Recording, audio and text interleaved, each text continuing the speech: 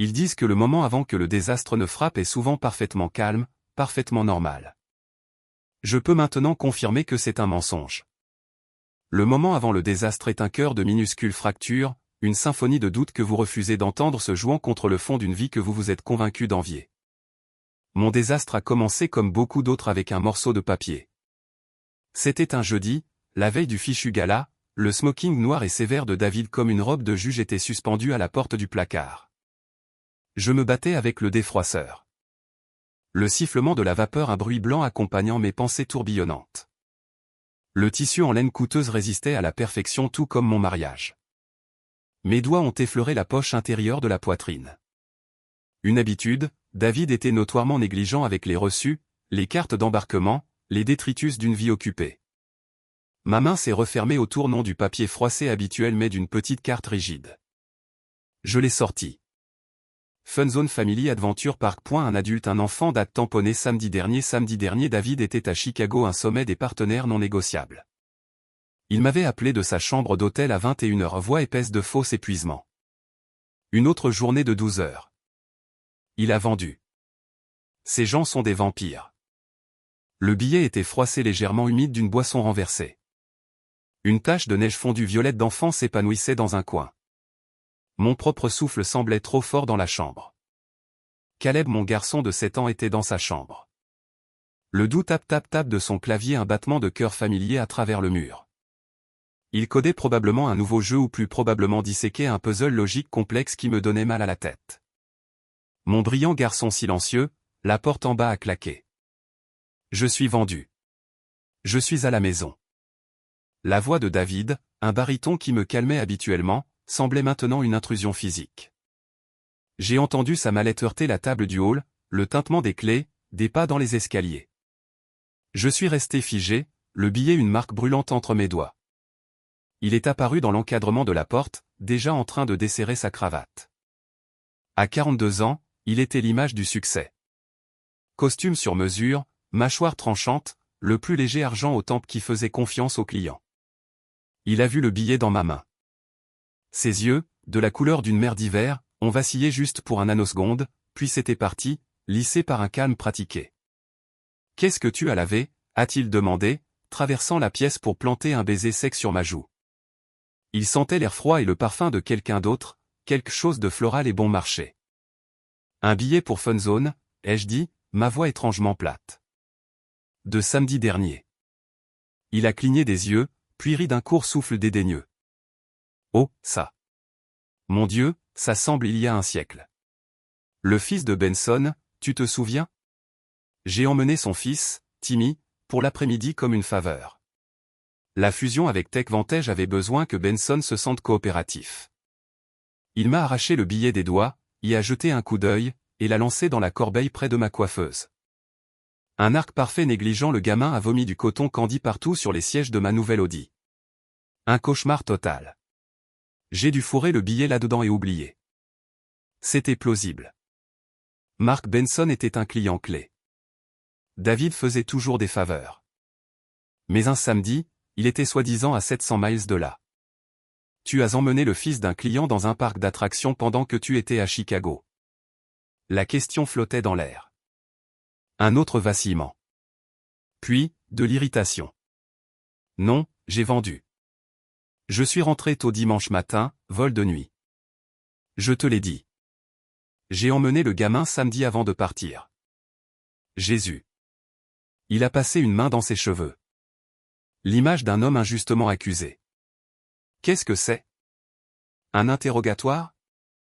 Je me noie au travail, j'essaie de maintenir ce cabinet à flot pour que nous puissions nous permettre cette maison, cette école pour Caleb, ce fichu gala demain soir, et tu joues au détective pour un billet de parc d'attractions?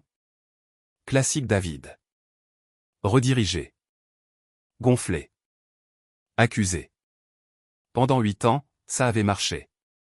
J'avais été une solvant, l'épouse supportive, l'ancienne architecte qui avait échangé les plans pour des réunions PDA et des galas de charité. Je m'étais moulé pour remplir l'espace qu'il avait permis, et en le faisant, j'étais devenue plus petite, plus silencieuse, un fantôme dans ma propre vie. Mais le billet avait une date, une tache violette, une sensation. Ton téléphone est mort samedi soir, ai-je dit tranquillement. Quand j'ai appelé, tu as dit que ton chargeur était dans ton bagage enregistré. C'était le cas, la compagnie aérienne a perdu le bagage. J'ai dû acheter un nouveau chargeur à la boutique de l'hôtel. J'ai vendu. Qu'est-ce qui se passe avec toi?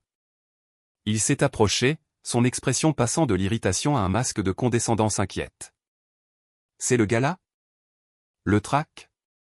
Je sais que ces choses te stressent. Tu as été fragile ces derniers temps. Fragile.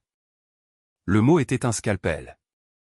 Après 2 fausses couches avant Caleb, après les années de traitement de fertilité et les trajets silencieux de retour de la clinique. Il connaissait le pouvoir de ce mot. Il l'avait utilisé chaque fois que je questionnais, chaque fois que je montrais une colonne vertébrale. Tu es fragile. Il a vendu. Tu es émotive. Laisse-moi gérer les choses. Je voulais crier. Je voulais exiger de voir son téléphone, d'appeler Mark Benson sur le champ. Mais le poids de 8 ans de conformité conditionnée pesait sur moi. Le spectre d'une scène, d'être l'épouse hystérique, était paralysant. Et en dessous, une peur plus froide, plus terrifiante. Et s'il disait la vérité? Et si j'étais juste fragile, brisé, voyant des ombres? J'ai regardé la corbeille. Le billet avait disparu, enterré sous des boules de coton. La preuve rejetée. Mes épaules se sont affaissées. Le combat, bref et fragile, m'a quitté. Je suis désolé. Je me suis entendu dire. Les mots cendres dans ma bouche. C'est juste le gars-là. Tu as raison. Je suis fatigué. Il a souri alors, un sourire de victoire. Il s'est rapidement adouci en une chaleur condescendante. Il m'a attiré dans une étreinte. Son embrassement était serré, suffocant. C'est bon, chérie. Ce sera une grande soirée. Tu seras belle. Tout le monde sera jaloux. Il s'est écarté, ses mains sur mes épaules. Juste peut-être atténue le maquillage demain. Cette ombre à paupières argentées que tu portais l'année dernière était un peu dramatique. Nous voulons avoir l'air professionnel, cohérent, une équipe. Une équipe où il dictait l'uniforme. D'accord, ai-je murmuré. Il m'a tapoté la joue et s'est dirigé vers la douche. Je vais me coucher tôt. Grande journée demain. Ne reste pas debout trop tard à t'agiter. La porte de la suite s'est fermée. Je suis resté au milieu de notre chambre impeccable, dans la maison qui était un monument à son succès, et je me suis senti complètement vide. Je suis allé dans la chambre de Caleb, poussant doucement la porte. Il était à son petit bureau, face à une tablette et un moniteur secondaire affichant des lignes de code colorées. Il n'a pas levé les yeux. Il ment, maman.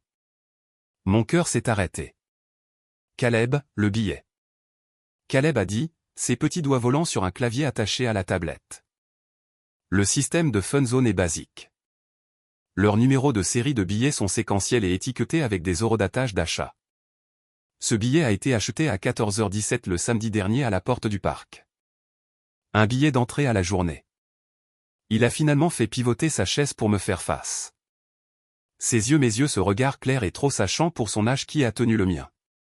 Si papa faisait une faveur à Monsieur Benson, il aurait acheté les billets à l'avance en ligne. Étage M. Benson vit à Wellesley. C'est à 50 minutes en voiture de FunZone dans une bonne circulation. Le vol de papa pour Chicago était à 13h55 depuis Logan. Il n'aurait pas pu être au parc à 14h17. Conduire jusqu'à Logan, se garer, et passer la sécurité pour un embarquement à 13h55. La logique était froide, irréfutable. Mon garçon de 7 ans venait de démonter forensiquement l'alibi de mon mari en moins de 30 secondes. Je me suis affaissé sur le bord de son lit voiture de course. Caleb, chéri, tu ne devrais pas à cœur. Il a terminé, un faible sourire fier sur les lèvres. Ce n'est pas du hacking.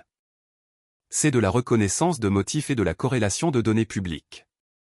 Le sourire s'est effacé. Il ment beaucoup, maman. Les données de localisation de son téléphone ne correspondent pas à ces histoires. Son calendrier a des blocs étiquetés développement client qui sont dans des zones résidentielles, pas des immeubles de bureaux. J'ai noté les incohérences. Un frisson qui n'avait rien à voir avec la température de la pièce a remonté ma colonne vertébrale. Depuis combien de temps? Il a haussé les épaules. Un petit geste vulnérable qui me rappelait qu'il était, en fait, encore un petit garçon. Quelques mois depuis qu'il a oublié la foire scientifique de l'école. Tu étais si triste. Je voulais savoir pourquoi il était si occupé. Je l'ai attiré dans mes bras, le tenant serré, inhalant l'odeur de savon et d'enfance. Mon petit gardien. Mon arme secrète. Oh, bébé, ce n'est pas ton travail. C'est le mien. Il s'est écarté, son visage sérieux. C'est notre travail. Toi et moi contre le monde. Tu te souviens? C'était notre vieille devise quand il était tout petit. Des larmes ont piqué mes yeux. Je me souviens. J'ai pris son visage en coupe. Mais écoute-moi. Ce billet, les localisations, c'est juste des histoires d'adultes. Ça pourrait n'être rien. Promets-moi que tu ne feras rien. Promets-moi que tu ne l'affronteras pas. Il m'a étudié et j'ai vu l'intelligence lutter avec l'obéissance. Qu'est-ce que tu vas faire? C'était la question. La question à $1 million. La vérité était que je ne savais pas. La confrontation menait au gaslighting, à moi m'excusant. Partir semblait impossible, un cataclysme. Alors j'ai fait ce que j'avais fait pendant des années. J'ai choisi le chemin de la moindre résistance. Celui pavé de déni. Je vais passer le gala demain. Ai-je dit, la décision ayant le goût de la défaite. Après ça, on verra. Mais pour l'instant, c'est notre secret. D'accord? Tes découvertes. Il a hoché lentement la tête. D'accord. Mais maman. Oui, mon chéri. S'il te fait du mal encore, j'ai des sauvegardes de tout. Je n'ai pas demandé ce que tout signifiait. Une partie de moi avait trop peur de savoir. J'ai juste embrassé son front. Je t'aime. Maintenant, dors. Grande journée demain pour toi aussi. Il venait au gala, une exception spéciale que David avait acceptée à contre-cœur après que Caleb ait supplié. Bonne nuit, maman. A-t-il dit, se retournant vers son écran. Mais il n'a pas fermé la fenêtre de code.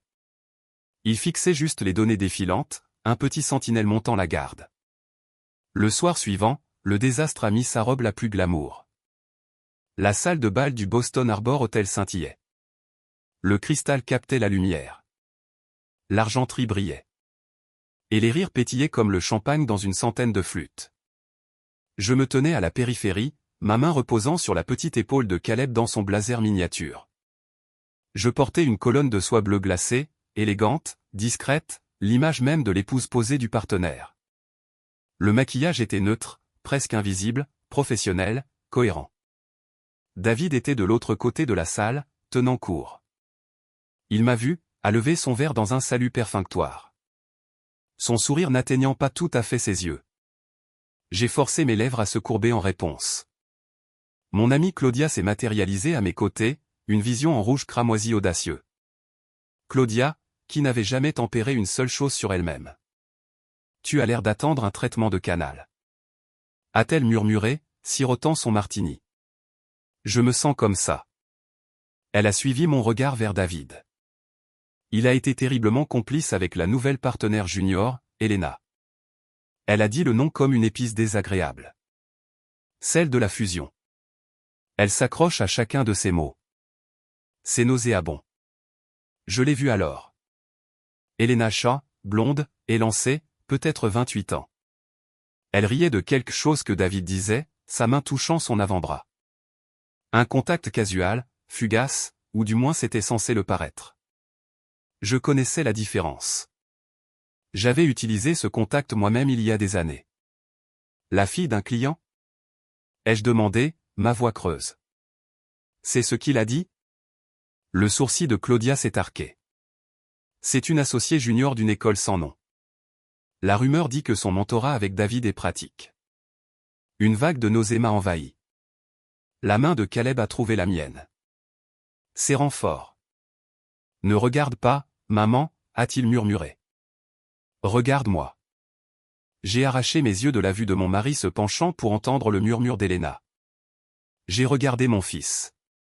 Son regard calme et féroce m'a stabilisé. Tu vas bien? Iso? a demandé Claudia, une vraie inquiétude dans sa voix maintenant. Je vais bien, ai-je dit, et pour la première fois, ce n'était pas un mensonge complet. C'était un vœu. Le dîner était un flou de saumon fade et de conversations forcées. La cérémonie de remise des prix a commencé. Le partenaire directeur de David a pris la scène, ronronnant sur les heures facturables et l'héritage. Puis et maintenant, notre partenaire de l'année, un homme qui incarne le dévouement et l'excellence, David Vance. Applaudissements polis, puis rapturés. David a marché vers la scène, confiant, magnétique. Il a saisi le trophée, s'est penché sur le micro. Merci. Cela signifie beaucoup. Bien sûr, rien de tout cela n'est possible sans le soutien de mon incroyable équipe au cabinet. Il a fait une pause, son regard balayant la salle, me trouvant. Un sourire tendre pratiqué. Et surtout, mon roc, ma femme, Isolde. Chérie, merci de tenir le fort. Le projecteur m'a frappé. J'étais censé rougir, saluer avec modestie. 200 visages se sont tournés pour regarder le roc, la petite femme supportive tenant le fort. J'ai senti mon sourire craquer au bord. C'est alors que les portes principales de la salle de bal, au fond du hall, se sont ouvertes. Un silence est tombé, puis une vague de confusion. Une femme se tenait silhouettée dans l'encadrement de la porte, Elena Shaw, mais pas l'associée polie d'il y a quelques minutes. Ses cheveux étaient légèrement ébouriffés, son visage rouge, et elle tenait la main d'une petite fille aux cheveux noirs dans une robe rose à volants, une fille d'environ 6 ans, qui clignait des yeux dans les lumières vives. La conversation est morte. Les fourchettes ont claqué contre les assiettes. David est resté figé au pupitre, le sourire glissant de son visage comme de la glace d'un toit. Elena a commencé à marcher, tirant la petite fille derrière elle. Ses talons claquant une marche staccato sur le sol de marbre. Elle a marché tout droit dans l'allée centrale, à travers la mer de table, un chemin s'ouvrant pour elle. Elle ne s'est arrêtée qu'au pied de la scène. Elle a levé les yeux vers David, puis s'est tournée vers la foule. Elle a arraché le microphone de la main molle de David. Sa voix, amplifiée, tremblait de fureur théâtrale. Mon nom est Elena Shaw. David et moi sommes amoureux depuis 7 ans. Un halètement collectif a aspiré l'air de la salle. Voici notre fille, Sophie. Elle a poussé la petite fille en avant. Sophie a regardé la foule, puis vers David, et a fait un petit signe timide, indubitable. Salut, papa. La salle a explosé, pas avec du bruit, au début, avec un silence assourdissant, bourdonnant de pur choc. Puis les murmures ont commencé, un sifflement venimeux qui a rempli le vide. J'ai vu des téléphones se lever, capturant la scène. J'ai vu des mains couvrir des bouches, des yeux s'écarquiller de délices scandalisées. J'ai vu des têtes se tourner, pas vers la scène, mais vers moi, le roc, la détentrice du fort, la pathétique épouse la plus cool. Je me suis levé. Je ne me souviens pas d'avoir commandé à mes jambes de bouger, mais j'étais debout. Le monde s'était rétréci en un tunnel. Au bout se trouvait David, pâle comme du parchemin, et la femme blonde avec un enfant qui partageait ses yeux.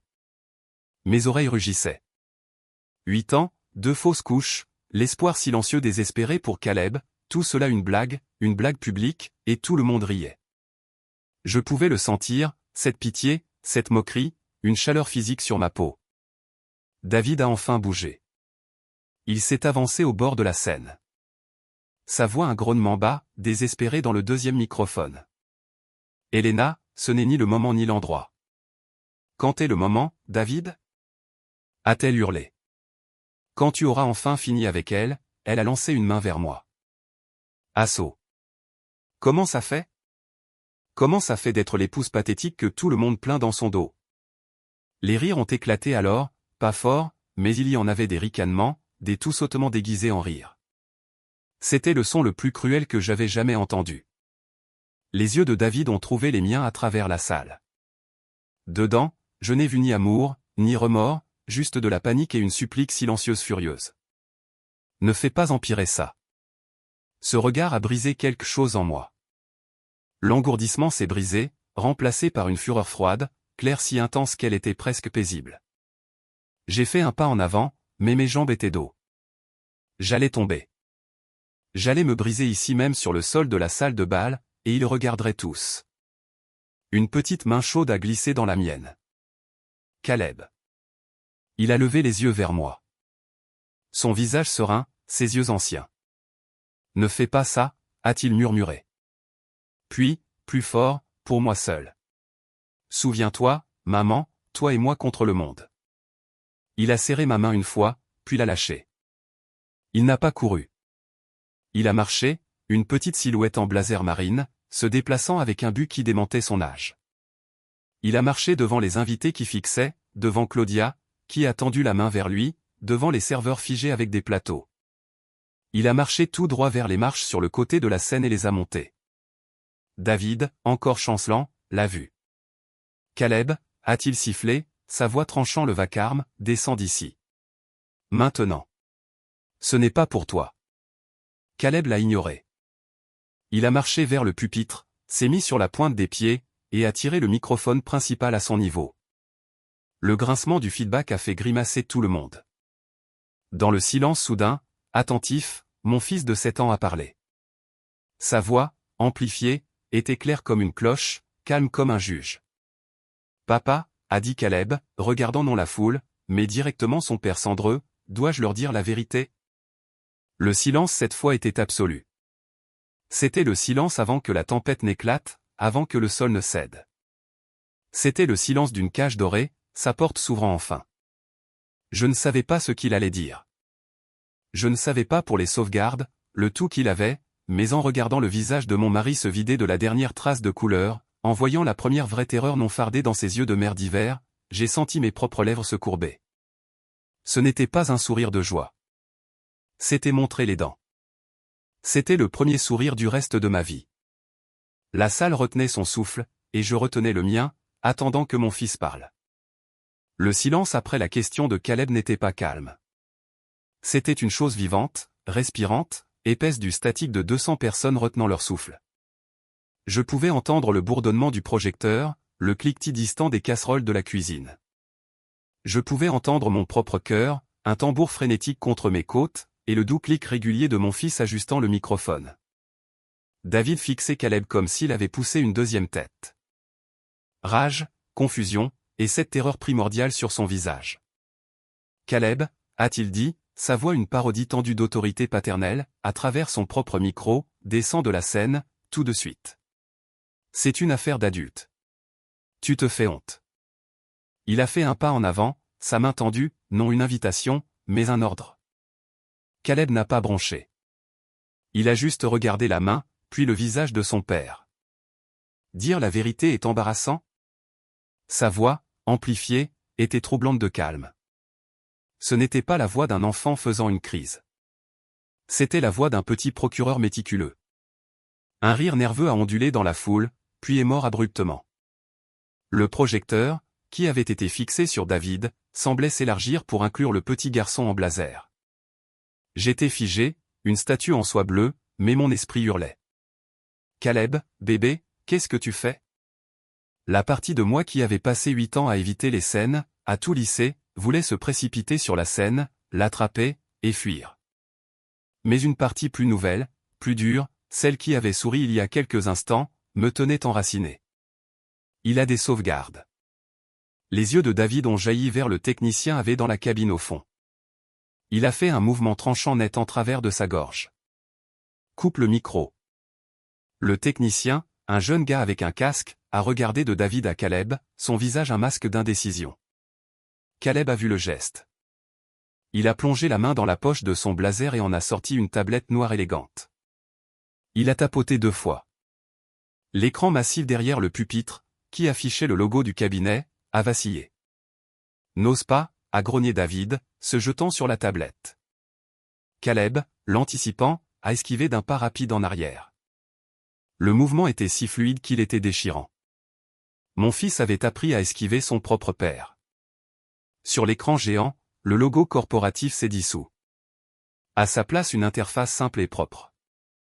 En haut, il était écrit « Incohérence ». Dossier 1. Caleb Davis, a dit Caleb, élevant légèrement la voix, non à la foule, mais au technicien AV. J'ai mis en miroir sur l'affichage principal.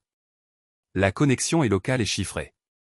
Vous ne pouvez pas la couper depuis la cabine sauf en éteignant tout le système. Il semblait expliquer une fonction informatique basique. Je ne le recommanderais pas. Cela supprimerait les charges de la salle de bal du système de facturation de l'hôtel. Il n'aimerait pas ça. Un halètement, celui-ci teinté d'un étrange respect naissant, a traversé les avocats et comptables dans la salle. Le gamin venait d'exécuter une prise de contrôle hostile de la soirée. David est resté impuissant, sa main encore tendue. Elena, oubliée au pied de la scène, fixait en haut, sa bouche un eau parfait. La petite fille, Sophie, a commencé à geindre. Caleb a balayé sur sa tablette. L'écran a changé pour montrer une interface d'application de cartographie familière. Une ligne rouge traçait un itinéraire. Incohérence 1, localisation. A annoncé Caleb. Son ton était plat, informationnel. Samedi 12 mars. Tu as dit à maman que tu as pris un vol pour Chicago à 13h55. Tu lui as envoyé un texto depuis le United Lounge à Logan à 12h45. Il a balayé. Une capture d'écran d'un fil de texto est apparue. À la porte, je t'aime, envoyé du numéro 2. David à 12h47. Mais les données de localisation de ton téléphone, a continué Caleb. Un autre balayage. Des pings te placent au Fin Zone Adventure Park à Hampton, New Hampshire à 14h05, 14h17 et 15h30. Des points rouges pulsaient sur la carte. Le trajet de Hampton à Logan est, au minimum, de 1h15 sans circulation. La circulation de plage samedi ajoute 30 à 40 minutes. Tu n'aurais pas pu être au parc à 15h30 et à une porte à Logan à 13h55. Le vol sur lequel tu étais réservé a décollé à l'heure. Tu n'étais pas dessus. C'est absurde. David a tonné, retrouvant sa voix. Il s'est tourné vers la foule, écartant les mains en une supplique pour la raison. Un enfant jouant avec des téléphones et des cartes. Il ne comprend pas comment fonctionne la dérive GPS. Ou incohérence 2, Caleb a parlé par-dessus lui. Sa petite voix tranchant le bluff de David. L'écran a changé vers un PDF, un relevé bancaire. Notre compte joint. Le doigt de Caleb, petit sur l'image géante, pointait une ligne. Virement mensuel vers le Shaw Family Trust. 5 000 $ chaque mois pendant 6 ans et 2 mois. Il a regardé Elena. C'est toi, n'est-ce pas? Elena Shaw. Le visage d'Elena est passé de rouge à cendre. Comment as-tu ces privés? C'est un compte joint, a dit Caleb simplement. Le nom de ma maman est dessus. J'ai un accès en lecture seule. Je l'ai configuré pour elle le dernier Noël pour qu'elle puisse suivre les dépenses des fêtes. Il l'a dit comme si c'était la chose la plus naturelle du monde pour un enfant de 7 ans de faire. Le premier paiement était daté du 12 février, il y a 6 ans. Il a regardé Sophie, puis l'écran. Sa voix s'est adoucie juste d'une fraction. L'anniversaire de Sophie est en avril. Elle a 6 ans. Le paiement a commencé 2 mois avant sa naissance. Les maths flottaient dans l'air, laides et indéniables. David finançait cette autre vie avant même que l'enfant de sa maîtresse ne soit né. David bafouillait maintenant. C'est un trust caritatif pour un client, une donation silencieuse. C'est une violation grossière de la vie privée et incohérence 3. Caleb a continué, implacable. L'écran a changé vers un registre de propriété. Acte pour un condominium au 42 Harborview Drive, unité 4B, acheté il y a 18 mois. Acheteur, Elena Shaw. Quelques personnes dans l'audience, les avocats immobiliers, se sont penchés en avant. L'acompte de 150 000 $ a été viré d'une société offshore, Vance Holdings est arrivé. Il a sorti un autre document. Les papiers d'incorporation de Vance Holdings sont arrivés. Signataire unique, David Vance. J'ai senti la salle penchée. Il caïman, offshore, mots de thriller financier, de reportage sur des criminels, pas des mots associés à la vie banale et respectable de mon mari. Tu lui as acheté un condo. Les mots ont déchiré ma gorge avant que je puisse les arrêter. Ils n'étaient pas forts, mais dans le silence, ils étaient un coup de feu. David s'est retourné vers moi, son masque de raison paniqué glissant en venin pur. Tu vois ce que tu as fait, a-t-il sifflé, bien que son micro les captait. Tu as retourné mon propre fils contre moi avec ta paranoïa, en lui remplissant la tête de bêtises. Maman ne m'a rien dit, a dit Caleb, sa voix s'élevant pour la première fois d'émotion. Ce n'était pas de la colère. C'était de la fierté. J'ai un web scrapper multithread qui surveille toutes les bases de données publiques et financières liées à ton nom, ton social, et les alias connus. Il signale les anomalies. Je les construis moi-même. C'est comme ça que j'ai su pour le condo et le compte Cayman et les autres trucs. Un rire stupéfait est venu de quelque part dans l'audience. Il a été rapidement étouffé. Mon fils, le garçon de 7 ans, venait de mentionner nonchalamment la construction d'une IA de surveillance financière. Le barrage se brisait. Les murmures n'étaient plus seulement sur le scandale. Ils étaient sur l'audace pure et époustouflante des preuves présentées par un élève de CE2.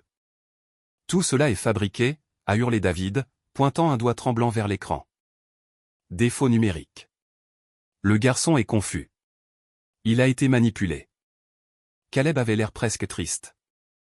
Il a balayé une dernière fois. L'écran s'est divisé. D'un côté une photographie, un selfie, David l'air détendu en polo, son bras autour d'une Helena rayonnante. Des palmiers en arrière-plan. Un horodatage dans le coin. 15 juin, il y a 14 mois, mon anniversaire. Le jour où j'avais eu la laparoscopie d'urgence pour la grossesse extra-utérine.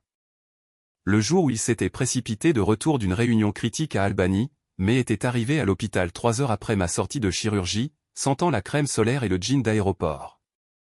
De l'autre côté de l'écran divisé un relevé de carte de crédit, l'Amex Platine de David, une charge pour ce même jour du Sunset Cove Resort Spa, Bahamas.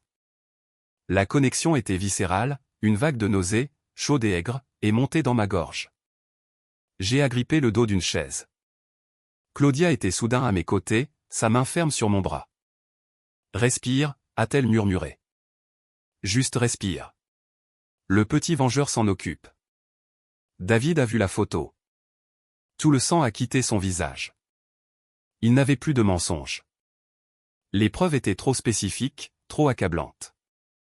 Helena a retrouvé sa voix, stridente et désespérée.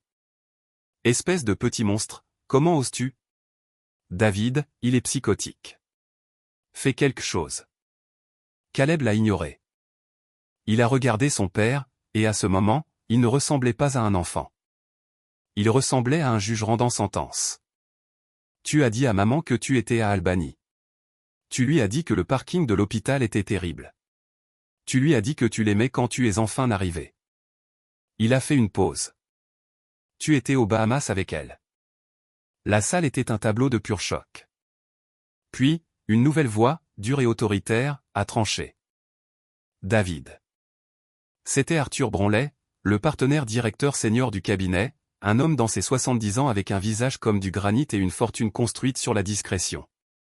Il s'est levé de la table principale, sa serviette mise de côté. « Est-ce vrai ? Le compte Cayman ? Les virements ? » David a ouvert la bouche, mais aucun son n'est sorti. Ses yeux étaient collés à l'écran, à la photo de lui et Helena, un moment figé de bonheur qui détruisait maintenant sa vie. Le visage d'Arthur Bronlet s'est durci. Les fonds du cabinet, la fusion Kensington, les incohérences dans le compte d'escroc des clients. C'était toi. Ce n'était pas vraiment une question. Les pièces s'assemblaient pour lui, pour tout le monde, avec une clarté terrible et rapide. David a enfin trouvé des mots, mais c'étaient les mauvais. Arthur, je peux expliquer. Ce n'est pas ce que ça semble. Le garçon, il a hacké.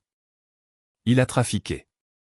Le garçon, a dit Caleb, sa petite voix baissant, mais le micro a capté chaque mot. A un dossier de plus. Il a tapoté sa tablette. L'écran est devenu noir pendant une seconde. Puis, un nouveau document est apparu.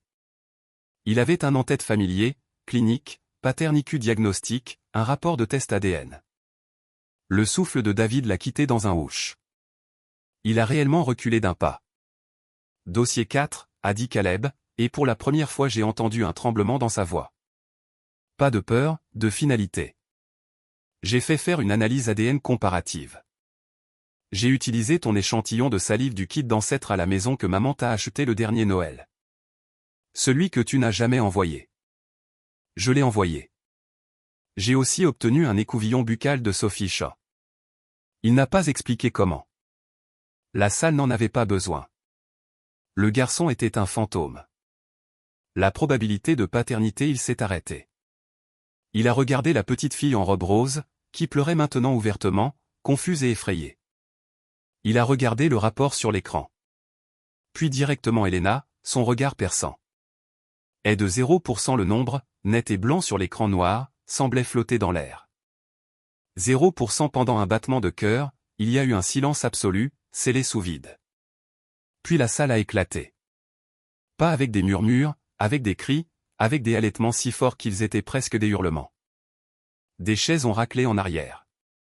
Les gens se sont levés, pointant, leur visage des masques de choc total. David fixait l'écran, la mâchoire pendante. Il a lentement tourné la tête vers Elena. 0%, a-t-il murmuré. Le visage d'Elena était un chef-d'œuvre d'horreur. Toute la couleur, toute la bravade avait disparu, laissant un masque terrifié et coupable. David, je sais une erreur. Ça doit l'être. Tu as dit qu'elle était à moi. David a dit, sa voix basse, gutturale, presque animale. Tu as dit qu'elle était à moi pendant 6 ans. Je pensais qu'elle l'était. Elena a hurlé, mais le mensonge était aussi fragile que du papier de soie. Comment? Comment as-tu même obtenu son ADN? Espèce de petit monstre. Caleb n'a pas répondu. Il regardait son père, et dans les yeux de mon fils, je n'ai pas vu de vengeance, mais quelque chose de pire. De la pitié. Le rapport de labo est daté d'il y a 3 semaines. Papa, j'ai essayé de te le dire. J'ai laissé le résumé imprimé sur l'imprimante de ton bureau à la maison. Tu n'as jamais regardé. Tu ne regardes jamais rien de moi. C'était le coup fatal. David Vance, l'homme qui contrôlait tout, avait été si aveugle, si arrogant que la vérité avait été entre ses mains, et il l'avait jeté comme du courrier indésirable. Le sort s'est brisé. David a laissé échapper un cri étranglé, moitié rage, moitié agonie, et s'est jeté non sur Caleb, mais sur le pupitre, comme pour écraser l'écran. Mais Arthur Bronlet était déjà là. 2 autres partenaires seniors l'encadrant. Ça suffit, David, a dit Bronlet, sa voix comme de la glace. Tu vas venir avec nous. Maintenant. Nous avons beaucoup à discuter, en commençant par le comte d'escroc Kensington. Il a hoché la tête vers l'homme à ses côtés. Ce n'était pas une intervention sur une maîtresse. C'était une arrestation citoyenne pour détournement de fonds. Alors qu'il prenait le bras de David, il s'est tordu, ses yeux sauvages me trouvant à travers le chaos. La haine dedans était pure et non diluée. Toi, a-t-il craché, tu as fait ça. Tu l'as transformé en cette chose. J'ai lâché la chaise. Je me suis redressé. L'engourdissement avait disparu, brûlé par un feu froid, clarifiant. La main de Claudia est tombée de mon bras. J'ai fait un pas, puis un autre, marchant à travers la foule écartée. Mes talons cliquaient sur les marches de la scène. Je suis passé devant une Elena sanglotante, devant la petite fille terrifiée qui n'était qu'un pion innocent dans tout ça, et je suis monté sur la scène. Je suis allé vers mon fils. J'ai mis une main sur sa petite épaule rigide. Il tremblait maintenant, l'adrénaline s'écoulant.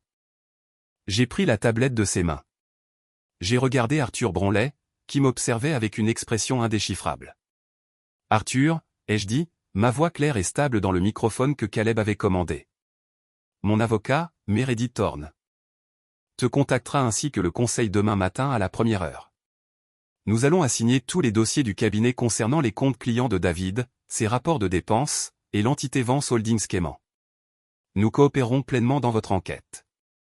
J'ai fait une pause, laissant la menace légale s'enfoncer, et vous coopérez pleinement dans la mienne. Je me suis ensuite tourné vers David. De près, je pouvais voir la sueur sur sa tempe, la veine palpitant dans son cou.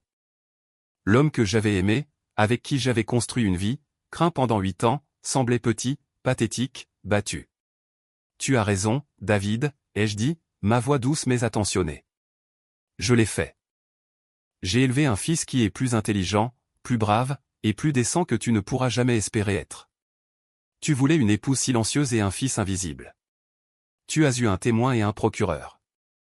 Je me suis penché un peu, juste assez pour que lui et les hommes qui le tenaient puissent t'entendre. Le jeu est terminé et tu as perdu. J'ai tourné le dos. J'ai pris la main de Caleb. Elle était froide. Je l'ai serrée, versant toute ma chaleur, tout mon amour féroce et désespéré dans ce toucher. Je l'ai conduit hors de la scène. La foule s'est écartée pour nous encore, mais les regards étaient différents maintenant. Pas de pitié, pas de moquerie, de la peur, du respect. Nous étions presque aux doubles portes grandioses quand une voix a retenti. C'était Helena, hurlant après nous, son désespoir se transformant en quelque chose de vil. Tu penses que tu as gagné, espèce de froide, il ne t'a jamais aimé. Il était à moi. Il a toujours été à moi. Je me suis arrêté. Je ne me suis pas retourné. J'ai juste élevé la voix, assez fort pour que la salle silencieuse entende. Garde-le. Les lourdes portes de l'hôtel se sont refermées derrière nous, étouffant le chaos en un rugissement sourd. Le couloir moelleux et silencieux semblait une chambre de décompression. Je me suis arrêté, mes jambes soudain faibles, et je me suis appuyé contre le mur. Le papier peint ferait un choc contre mon épaule nue. J'ai regardé en bas vers Caleb.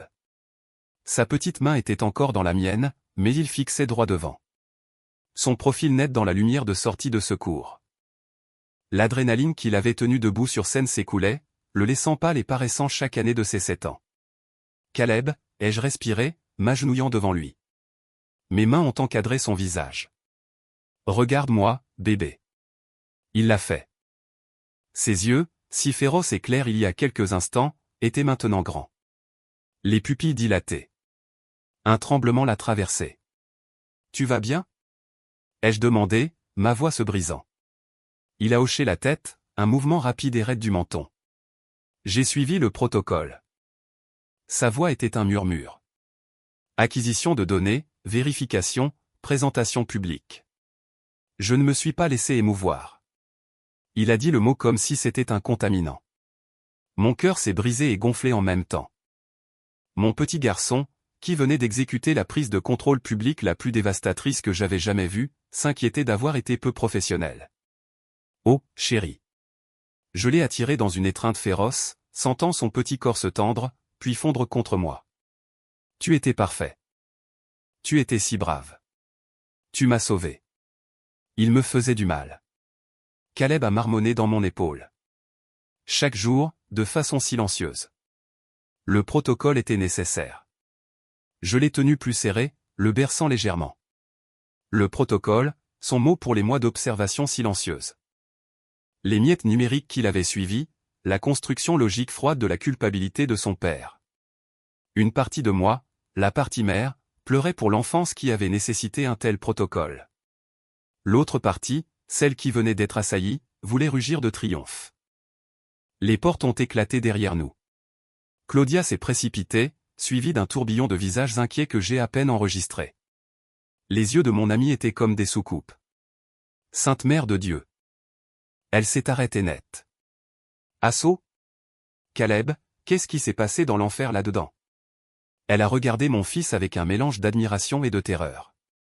Gamin, tu viens de weaponiser un PowerPoint. Je n'ai jamais rien vu de tel, jamais. C'était une interface de présentation multithread. Caleb a corrigé doucement, se détachant de moi, mais restant proche. Pas PowerPoint. Claudia a aboyé un rire qui était à mi-chemin d'un sanglot. Bien sûr que ce n'en était pas un. Elle s'est tournée vers moi, son expression passant à une protection pure et féroce. Nous devons vous sortir d'ici tous les deux. Les vautours tournent déjà. Ton téléphone explose probablement. Comme pour confirmer, j'ai senti la vibration de ma petite pochette perlée. Puis encore, et encore. Avant que je puisse répondre, les portes se sont ouvertes plus lentement. Arthur Bronley est sorti, son visage de granit encore plus sévère. 2 hommes en blazer de sécurité d'hôtel l'encadraient, et juste derrière eux, escorté d'une main ferme sur le coude, était David. Sa cravate était de travers, ses cheveux ébouriffés. Le regard qu'il m'a lancé était du venin pur et non dilué. Assaut. La voix de Bronley était courte, tout business. Nous utilisons la salle de conférence exécutive au 2e étage. Nous devons parler, maintenant. Tous. Son regard a glissé vers Caleb. Le garçon, Caleb devrait venir. Il fait partie de ça. C'est un mineur, ai-je dit, ma voix plus forte que je ne le sentais. Je me suis redressé, plaçant une main sur l'épaule de Caleb. Il ne va nulle part sans moi, et il ne dit pas un autre mot sans un avocat présent. Bronley a donné un hochement de tête serré et impatient. Compris, mais le temps presse. La réputation du cabinet, sans parler des fonds clients significatifs, est en jeu. La présentation de ton fils incluait des allégations très sérieuses, très spécifiques qui vont bien au-delà d'un désaccord conjugal. J'en suis consciente. Ai-je dit froidement. Mon avocat, Meredith Thorne, est en route. Nous parlerons quand elle arrivera. David a enfin parlé, sa voix un raclement déchiqueté. Tu as monté ça. Toi et ce petit vipère que tu as élevé. C'était un piège. Toute la soirée. Je me suis tourné pour le regarder, vraiment le regarder, l'homme avec qui j'avais partagé un lit, une vie, le père de mon enfant. Tout ce que je ressentais était un dégoût creux et résonnant. Le seul piège, David, était celui que tu as construit pour toi-même. Nous avons juste fourni le miroir. J'ai regardé Bronley, la salle de conférence. Montre le chemin. La salle était stérile, corporative, une longue table en acajou, un pichet d'eau, les lumières de la ville scintillant au-delà des fenêtres du sol au plafond. Arthur Bronley était assis en tête.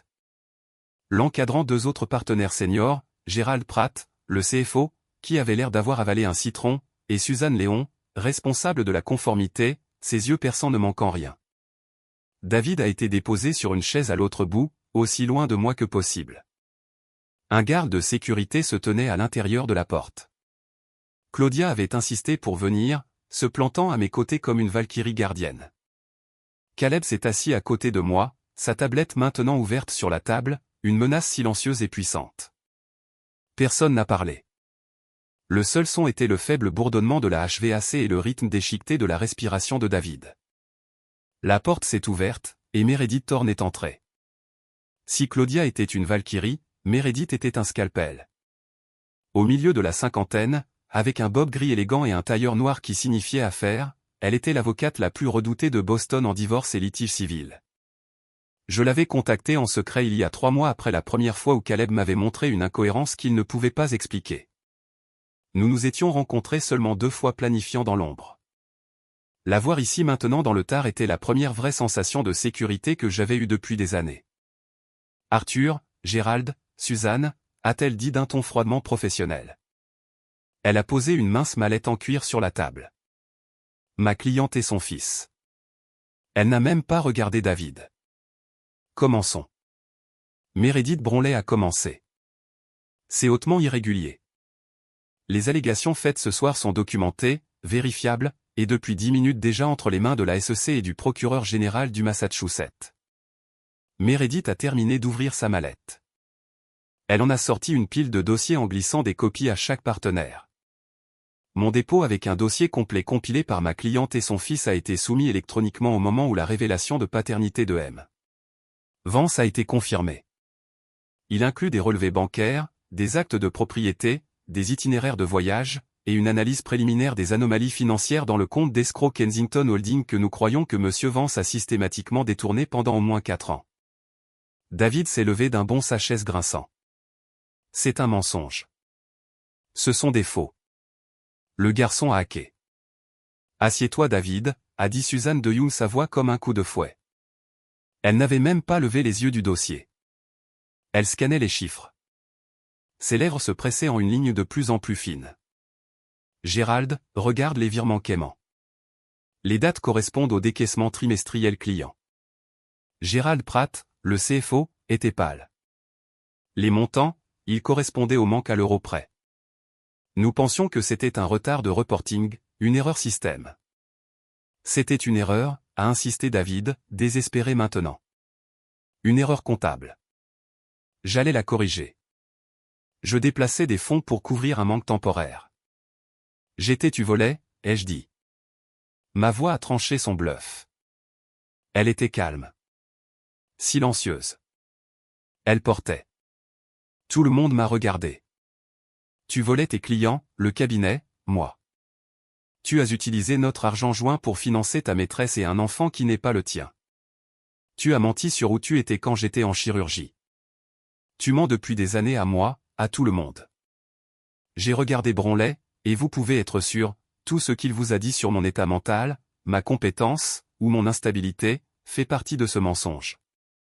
Un mensonge conçu pour me discréditer quand tout cela finirait par s'effondrer. Les yeux de Bronley se sont plissés. Il a mentionné que tu étais sous un stress significatif, que tu voyais un thérapeute, que tu avais pris des décisions financières erratiques. Meredith n'a pas raté un battement. Elle a sorti un petit enregistreur numérique de sa mallette et l'a posé sur la table. Ma cliente a été sous stress en raison de l'abus psychologique de son mari et de l'infidélité financière. Les notes de son thérapeute, que nous sommes prêts à assigner, le refléteront. Quant aux décisions erratiques, elle a appuyé sur play.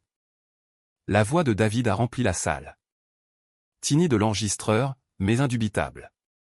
Ne signe pas juste les papiers. C'est vendu. C'est un refinancement sur la propriété de vacances. Ça libère du cash pour la nouvelle cuisine que tu voulais. Ma voix, fatiguée. Je ne veux pas de nouvelle cuisine, David. Je veux retourner au travail. Chez Foster Gray, ils m'ont offert un poste. La voix de David, dégoulinant de condescendance, travail, chérie, sois réaliste. Tu es hors du jeu depuis 8 ans. Qui va t'embaucher? Ta place est ici avec Caleb. Ce refinancement est le bon mouvement. Signe juste. Tu ne me fais pas confiance? Une pause, puis ma voix, vaincue, où est le stylo? Meredith a arrêté l'enregistrement. Ce refinancement était une seconde hypothèque sur une propriété détenue uniquement à mon nom de cliente, prise sans sa pleine compréhension. Les produits ont été virés dans le compte Vance Holdings Cayman 2 jours plus tard. Nous avons le virement. Elle a tapoté le dossier devant Gérald Pratt. Page 8. David fixait l'enregistreur comme si c'était un serpent. Tu m'as enregistré? Dans notre propre maison. C'est illégal. État de consentement d'une partie. David, a dit Meredith doucement, ma cliente était une partie à la conversation. C'est admissible. Nous avons des dizaines d'autres conversations sur tes voyages d'affaires, tes préoccupations sur ses dépenses, tes suggestions qu'elle augmente sa dose de médicaments anti-anxiété, le médicament que tu encourageais activement qu'elle prenne malgré les préoccupations de son médecin. Pour la rendre plus docile. La salle était morte silencieuse. Les partenaires ne regardaient plus David avec colère, mais avec une sorte de fascination horrifiée. Ils regardaient un sociopathe se défaire. J'ai parlé encore, regardant directement Suzanne Léon, l'officier de conformité. Il y a 6 mois, j'ai trouvé des papiers dans son étude pour une police d'assurance vie sur moi, une massive. Il avait forgé ma signature sur l'évaluation médicale. Quand je l'ai confronté, il a dit que c'était pour la planification successorale, qu'il m'avait fait signer quand j'étais distraite. Je l'ai cru. Je l'ai cru parce que pendant 8 ans, il m'avait systématiquement appris à ne pas me croire moi-même. Le visage de Suzanne Liang était grave. Nous aurons besoin de ce document. Mon fils en a une copie scannée, ai-je dit. Dossier 6B, je crois. Caleb? Caleb, qui avait observé les adultes avec un intérêt détaché, a hoché la tête. Il a tapoté sa tablette. Un nouveau dossier est apparu sur le grand moniteur au mur de la salle de conférence. La demande d'assurance vie avec ma signature manifestement forgée. David a fait un son étouffé. Ce n'est pas ce que ça semble. C'était pour notre sécurité. Pour Caleb, le bénéficiaire. Caleb a lu à voix haute de l'écran. Sa voix claire et enfantine, un contraste brutal avec les mots sombres, et tais-toi. Morte. Et le bénéficiaire contingent était listé comme le Shaw Family Trust. Pas moi. Il a levé les yeux. Si maman mourait, l'argent irait à toi et à la maman de Sophie, pas à moi.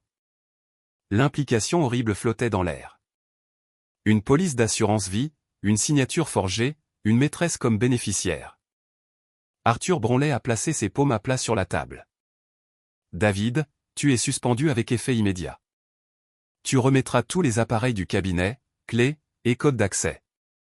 Tu ne contacteras aucun client. Tu ne quitteras pas l'État. Le cabinet conduira un audit forensique complet. Nous coopérons pleinement avec Madame Vance et son conseil et avec toute autorité. Il s'est levé. La sécurité te raccompagnera. Et David, je te suggère fortement de retenir ton propre avocat pénal. Cela va bien au-delà de la compétence du cabinet maintenant. David a regardé du visage de Pierre de Bronlay au dégoût de Pratt à la fureur professionnelle de Liang. Finalement, son regard s'est posé sur moi. La haine était partie, remplacée par une sorte d'étonnement animal stupéfait. Il avait tout perdu en l'espace d'une heure. Sa réputation, sa carrière, sa famille, sa maîtresse, la fille qu'il pensait être la sienne. Il était une coquille. Une vendue, a-t-il murmuré. Le mot une supplique. Je me suis levé. J'ai rassemblé ma petite pochette perlée. J'ai pris la main de Caleb. J'ai regardé l'homme brisé au bout de la table. Le fantôme du mari que j'avais connu. Au revoir, David. J'ai tourné et suis sorti de la salle de conférence, la main de mon fils dans la mienne, mon avocate et mon ami dans mon dos. Nous n'avons pas regardé en arrière. Le couloir était maintenant bondé de quelques invités retardataires et un groupe de journalistes qui avaient eu vent de l'histoire. Des flashs d'appareils ont explosé.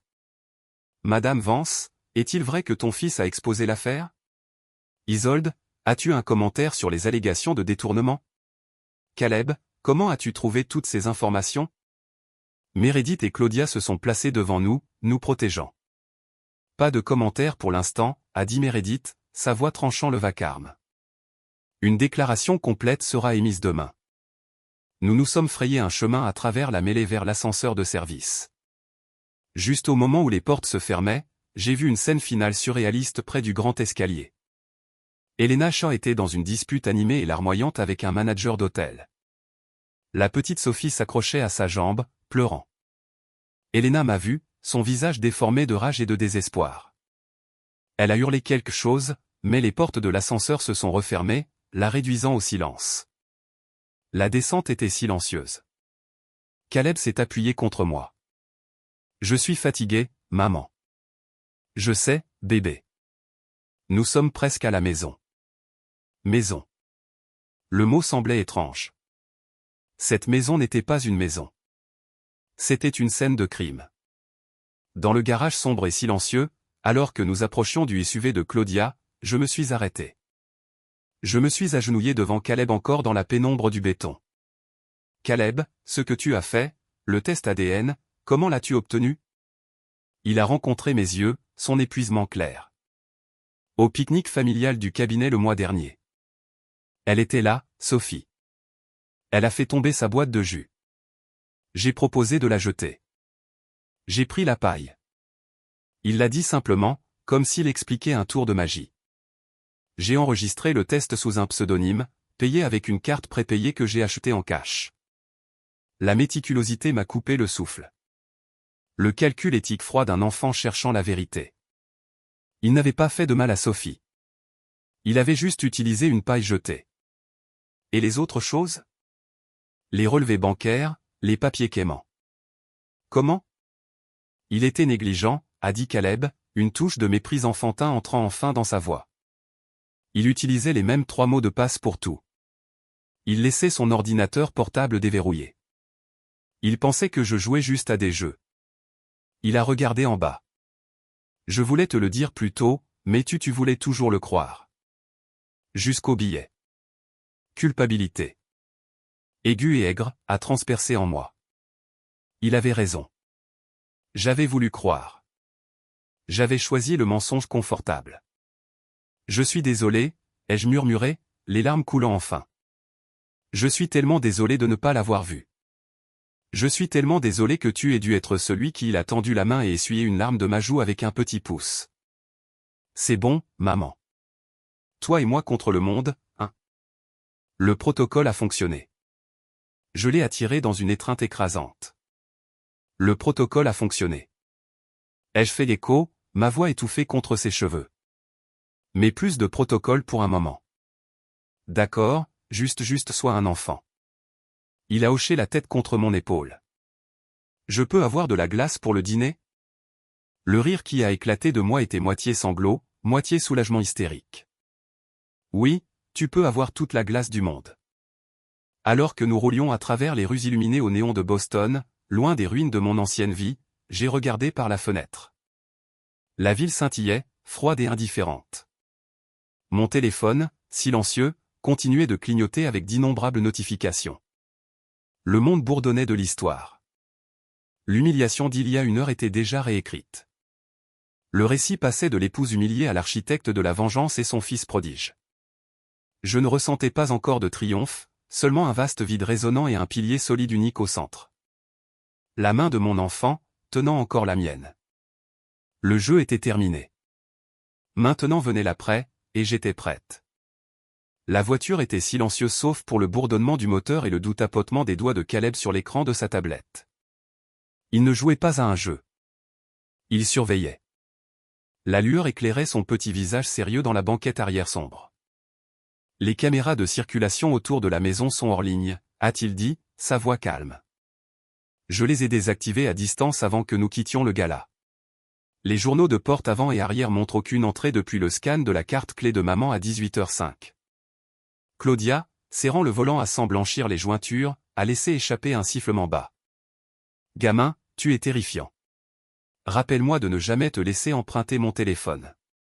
Ton mot de passe est Fluffy Bunny 1978. Caleb a dit, sans lever les yeux, ce n'est pas sécurisé. Tu devrais utiliser une phrase de passe avec alphanumérique et caractères spéciaux. Claudia et moi avons verrouillé les yeux dans le rétroviseur. Pour la première fois cette nuit, un vrai rire déchiqueté m'a échappé. Il semblait étrange dans ma gorge. Où, patron, a demandé Claudia. Ta place est probablement envahie. Mon canapé est à toi, mais c'est un convertible et il est nul. Le Lennox, ai-je dit, la décision instantanée. Nous prendrons une suite. Chic. Le charger au bientôt ex. Non, ai-je dit, sortant une carte de crédit noire élégante de ma pochette. Elle était émise à mon nom seulement, un secret que j'avais ouvert il y a 6 mois avec une petite réserve de cash que j'avais siphonné de l'argent d'épicerie. Le charger à moi. La suite d'hôtel était une bulle sereine, coûteuse surplombant le jardin public. Dès que la porte s'est fermée, l'adrénaline qui m'avait tenu s'est évaporée. Je me suis affaissé dans un fauteuil moelleux, mon corps tremblant. Le calme performatif, la fureur froide que j'avais teinte était partie, laissant derrière une coquille creuse et tremblante. Caleb a immédiatement branché sa tablette et sorti un cordon emmêlé de la poche de son blazer, le connectant à la grande TV de la suite. Nous devons surveiller le cycle des nouvelles et les bandes de police. Papa pourrait essayer quelque chose. Caleb, chéri, arrête, ai-je dit, ma voix faible. Arrête juste une minute, s'il te plaît. Il a fait une pause, ses petites épaules s'affaissant. La concentration implacable s'est écoulée, et il ressemblait juste à un très fatigué, très petit garçon dans un blazer froissé. Il est venu et a grimpé sur mes genoux, quelque chose qu'il n'avait pas fait depuis des années. J'ai enroulé mes bras autour de lui, le tenant proche, sentant son battement de cœur contre le mien. Je suis désolé, ai-je murmuré dans ses cheveux. Je suis tellement désolé que tu aies dû faire ça. Je suis la parent. Je devrais avoir. Tu l'as fait, a-t-il murmuré. Tu as engagé Meredith. Tu as fait le plan. J'ai juste fourni le paquet de preuves. Il l'a dit comme s'il m'avait remis un rapport bien organisé, pas fait exploser une bombe nucléaire sous la vie de son père. Un coup à la porte nous a fait sursauter tous les deux. Claudia a regardé par le Judas. C'est le scalpel elle-même. Meredith Thorne est entrée en trombe, suivie d'une associée plus jeune brandissant une petite valise, non de vêtements, mais de dossiers et d'équipements. Les vautours tournent autour de la carcasse, a-t-elle dit sans préambule, installant un ordinateur portable sur le bureau. C'est sur tous les sites d'actualité locale. Partenaire tombe en disgrâce. Scandale de paternité et détournement secoue le cabinet d'avocats de Boston. Les fils nationaux le reprennent. Ton fils est en tendance. C'est mauvais, a demandé Caleb, son front plissé. C'est une épée à double tranchant, a dit Meredith, lui donnant un regard appréciateur. Ça met une pression immense sur le cabinet et le DA pour agir. Savourant aussi tous les deux des cibles. Nous devons bouger vite et contrôler le récit. Elle s'est tournée vers moi. Es-tu prête pour la phase 2? Isolde? Parce que la phase 1 était l'explosion. La phase 2 est le nettoyage et c'est désordonné et c'est public et ça nécessite que tu sois une reine, pas une victime. J'ai pris une profonde inspiration, l'odeur du shampoing de Caleb m'ancrant. Le sentiment creux se remplissait de quelque chose de nouveau, quelque chose de dur et tranchant, le but. De quoi as-tu besoin? D'abord, une déclaration. Courte, puissante, pas de l'hôtel. Nous le ferons à mon bureau demain à 9 heures. Deuxièmement, nous passons en revue les dossiers que tu as compilés, ceux que Caleb ne connaît pas. Elle m'a donné un regard pointu. La tête de Caleb s'est levée d'un coup. Quel dossier? Je l'ai doucement descendu de mes genoux et me suis levé. Mes jambes tenaient. Je suis allé à mon sac de nuit que j'avais emballé et caché dans le coffre de Claudia il y a 3 jours, juste au cas où. J'ai ouvert une poche intérieure cachée et sorti un épais dossier crème. Je l'ai posé sur le bureau à côté de l'ordinateur de Meredith. Les dossiers d'architecture, ai-je dit, mon doigt traçant une ligne sur un plan familier. Client haut de gamme. Il y a environ 5 ans, il m'a apporté une hypothèse. Un client, un promoteur nommé Sterling Rowe, voulait un concept pour un hôtel boutique en bord de mer, quelque chose mélangeant le Boston historique avec le luxe moderne. David était coincé. Il a demandé mon apport créatif en tant qu'ancien architecte. Je me souvenais encore de la nuit, étalé sur la table à manger, le frisson de concevoir à nouveau coulant en moi. J'étais flatté. J'étais ennuyé. J'ai plongé. J'ai passé des semaines dessus. Esquisses, modèles, palettes de matériaux. J'ai sorti une série de mes propres esquisses dessinées à la main, puis les rendus numériques polis qui ont suivi. Je le lui ai donné. Il a dit que le client adorait la direction, mais est allé avec un autre cabinet. J'étais déçu, mais c'était ça. J'ai glissé un magazine du bas de la pile. Boston Architectural Digest d'il y a 2 ans. Je l'ai ouvert à une page cornée. Là c'était, The Row Harbor Hotel, salué comme un chef-d'œuvre de modernisme contextuel. L'architecte principal crédité, David Vance, en collaboration avec Sterling Rowe développé. Le design était le mien. Chaque courbe, chaque ligne de vue, chaque choix de matériaux, dépouillé de mes empreintes, poli et présenté comme le sien. Le petit poing de Caleb s'est serré. Il l'a volé. Il vole depuis des années, ai-je dit, ma voix froide. Chaque fois qu'il avait un client avec un problème de design délicat, un problème de zonage nécessitant une solution créative, il m'apportait ça, prends ton cerveau, chérie. Juste un petit croquis. J'étais sa conceptrice fantôme. Il facturait des clients des centaines de milliers pour la consultation architecturale et le développement de concepts. Il gagnait des prix. Il devenait partenaire sur le dos de mon travail. J'ai regardé Meredith. J'ai des emails, des brouillons avec mes notes manuscrites qu'il a scannées et effacées plus tard, des fichiers de concepts précoces sur un drive cloud qu'il pensait que je ne connaissais pas, horodatés des années avant ses soumissions officielles. Meredith prenait déjà des photos des pages avec son téléphone. C'est du vol de propriété intellectuelle, fraude. Ça, combiné avec les finances, n'est pas juste un divorce. C'est un caricot en préparation. Ses yeux brillaient de ferveur légale. Nous le frappons avec ça à la conférence de presse. Ça te transforme de l'épouse lésée à la professionnelle lésée. Ça te donne une plateforme. C'est vendu. C'est ton récit. Il y en a plus, ai-je dit. J'ai sorti un autre dossier plus mince, les documents de prêt pour la maison de vacances à Kenbonkport, celle à mon nom. Je lui ai montré la page de signature. Ce n'est pas ma signature. Meredith a scruté. C'est une bonne contrefaçon. Ça l'est, mais j'ai signé mon nom de la même façon depuis que j'ai 16 ans. Je mets un petit cercle sur mon i. Ce faussaire a utilisé un tiret. Je ne le fais jamais. David le savait. Il a dû dire au faussaire de mimer la forme globale, mais a manqué le détail. J'ai sorti une pile de vieux reçus de cartes de crédit, mon permis de conduire, tout avec ma signature. Le cercle cohérent sur le i était manifestement évident à côté du tiret forgé sur les papiers de prêt. Il a forgé ta signature pour sécuriser un prêt contre son actif, a résumé Meredith. Les produits desquels il a détourné. C'est de la fraude classique, du vol. Et ça, ai-je dit, ma voix baissant, c'était la partie la plus dure. J'ai sorti une petite bouteille de prescription orange. Elle était vide. L'étiquette avait mon nom dessus. Alprazolam, le médicament anti-anxiété. Ma prescription du docteur Evans après la 2e fausse couche.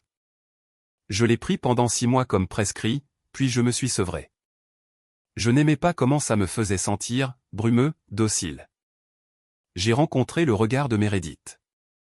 David continuait de remplir la prescription chaque mois. Il la récupérait. Il me disait que c'était une sauvegarde, juste au cas où.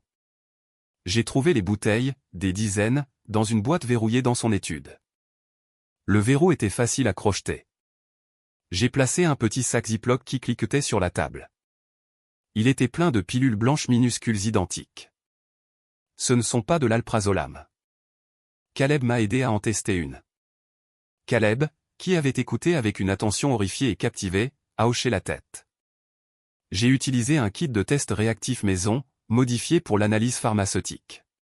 C'est un dérivé de benzodiazépine, mais beaucoup plus fort. Demi-vie longue. Ça cause une somnolence significative et une altération cognitive. Pris quotidiennement, ça rendrait une personne hautement suggestible et passive. La salle est devenue complètement silencieuse. Le bourdonnement du mini-frigo était soudain assourdissant. Claudia l'a brisé, sa voix un murmure étranglé. Il te droguait? Il essayait, ai-je corrigé, la froideur dans ma voix un bouclier contre l'horreur. J'ai arrêté de prendre les prescrits il y a des années. J'ai jeté les pilules qu'il me donnait depuis plus d'1 an, en faisant semblant de les prendre. J'ai sauvegardé les preuves. J'ai regardé le sac de pilules. Je pense qu'il construisait un cas. L'épouse erratique. La femme instable sous médication lourde. Celle qui ne pouvait pas être confiée à ses propres finances, son propre enfant. Garde. Meredith a respiré, les pièces s'assemblant. Il construisait un récit pour la bataille de garde qu'il savait venir. L'assurance vie. Les drogues. Les murmures sur ton état mental. C'était tout pour te discréditer. Pour obtenir la garde complète de Caleb. Te discréditer si complètement dans le divorce que tu n'obtiendrais rien. Et si tu mourais, elle a laissé la phrase en suspens, ses yeux sur le document d'assurance. Je serais la tragique épouse mentalement malade qui a tragiquement fait une overdose, ai-je terminé, les mots ayant le goût de cendre. Et il obtiendrait l'argent. La maison. Mon fils. Et serait libre d'être avec Elena et la fille qu'il pensait être la sienne. Caleb a fait un petit son d'animal blessé. Je l'ai attiré vers moi, le tenant serré. Il a échoué, bébé. Il a échoué parce que tu es plus intelligent que lui. Parce que j'ai arrêté d'avoir peur. Mon téléphone, qui explosait silencieusement, s'est allumé avec un numéro spécifique. David. J'ai montré l'écran à Meredith. Réponds. A-t-elle dit, mets sur haut-parleur. Et souviens-toi, tu es la reine. Il est un suppliant dans la boue. J'ai pris une inspiration stabilisante et glissé pour répondre. David. Sa voix était une chose déchiquetée, brisée, dépouillée de toute son autorité polie. C'était juste un homme, désespéré et acculé. C'est vendu. S'il te plaît, tu dois arrêter ça. Tu dois parler à Bronwyn, à Meredith. Dis-leur que c'était un malentendu, un jeu allé trop loin. Un jeu? Ai-je demandé, ma voix glaciale calme. Caleb, il est confus. Il manipule des données. Il ne comprend pas.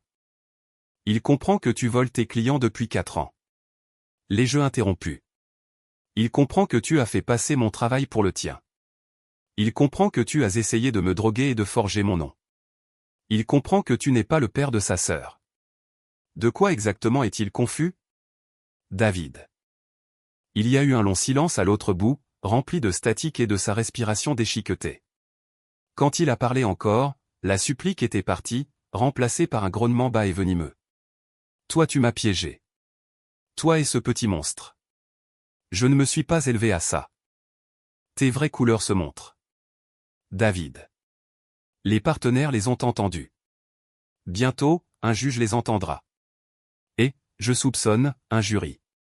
Tu ne gagneras jamais. Il a craché. Je te traînerai dans la boue. Je dirai à tout le monde que tu es instable, une avaleuse de pilules, une mère inapte. J'obtiendrai la garde de Caleb, et tu ne le verras plus jamais. J'ai regardé mon fils, dont le visage était pâle mais déterminé. J'ai regardé Meredith, qui m'a donné un hochement lent et délibéré. J'ai regardé Claudia, qui mimait craquer ses jointures.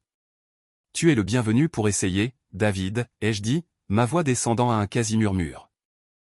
Mais avant que tu le fasses, écoute ça. J'ai hoché la tête vers Caleb. Il a tapoté sa tablette. Du haut-parleur du téléphone, la propre voix de David a rempli notre chambre d'hôtel. Tini de l'enregistrement, mais indubitable. C'était de la nuit avant le gala. L'argument sur le billet fin zone. David, c'est un jeu. C'est vendu. Un jeu. Qu'est-ce que c'est? Un interrogatoire? C'est vendu. De l'enregistrement. Voix tremblante.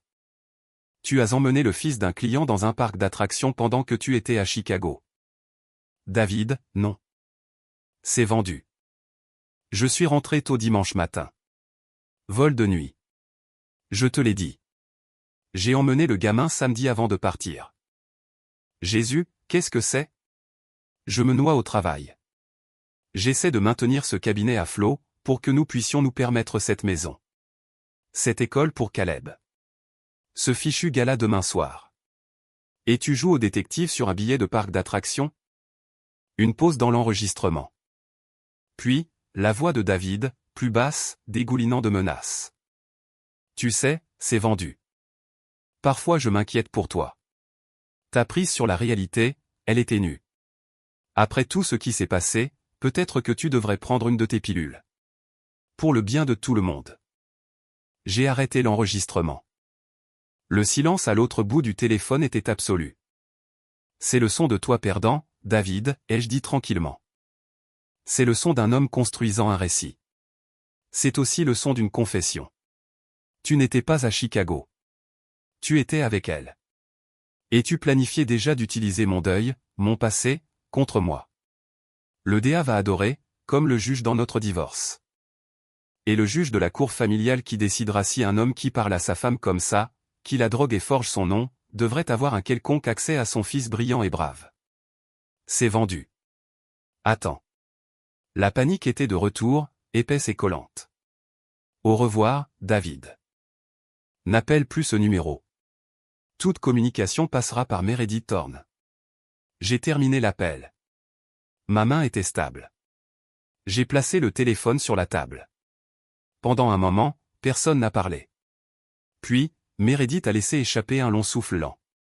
Eh bien, a-t-elle dit, c'était efficace. Le téléphone de l'hôtel a sonné, nous faisant tous sursauter. Claudia s'est approchée et a regardé l'identifiant de l'appelant. C'est la réception. Dis qu'une mademoiselle Elena Shaw crée une perturbation dans le lobby, exigeant de te voir. Elle dit qu'elle ne partira pas. J'ai regardé Meredith. Puis-je la voir? Meredith a considéré. C'est un risque, mais elle est en colère, effrayée, et susceptible de dire quelque chose de stupide sur l'enregistrement. Ça pourrait être utile. Nous pouvons avoir la sécurité à proximité, et nous enregistrons tout. Je me suis levé, la reine, pas la victime. Laisse-la monter. Elena ressemblait à une personne différente. L'attrait blond soigneusement cultivé était parti. Ses cheveux étaient sauvages, son mascara taché en traînées noires sur ses joues. Elle portait un peignoir d'hôtel sur sa robe de soirée. Elle devait avoir pris une chambre ici, s'attendant à célébrer avec David. Elle a fait irruption dans la suite, ses yeux rouges et flamboyants. Toi, a-t-elle hurlé, pointant un doigt tremblant vers moi. Tu as tout ruiné. Je pense que toi et David avez fait un bon travail de ça vous-même, ai-je dit, restant assise. Il allait te quitter, a-t-elle hurlé, sa voix se brisant. Après le gala, il a promis que nous allions être une famille. Moi, lui, Sophie. Sophie, ai-je dit, le nom glaçant encore plus ma voix. Où est ta fille maintenant? Elena, pendant que tu es ici en train de me hurler dessus. Avec une babysitter. Pas que ce soit tes affaires. Elle arpentait, le peignoir battant. Ce petit monstre à toi.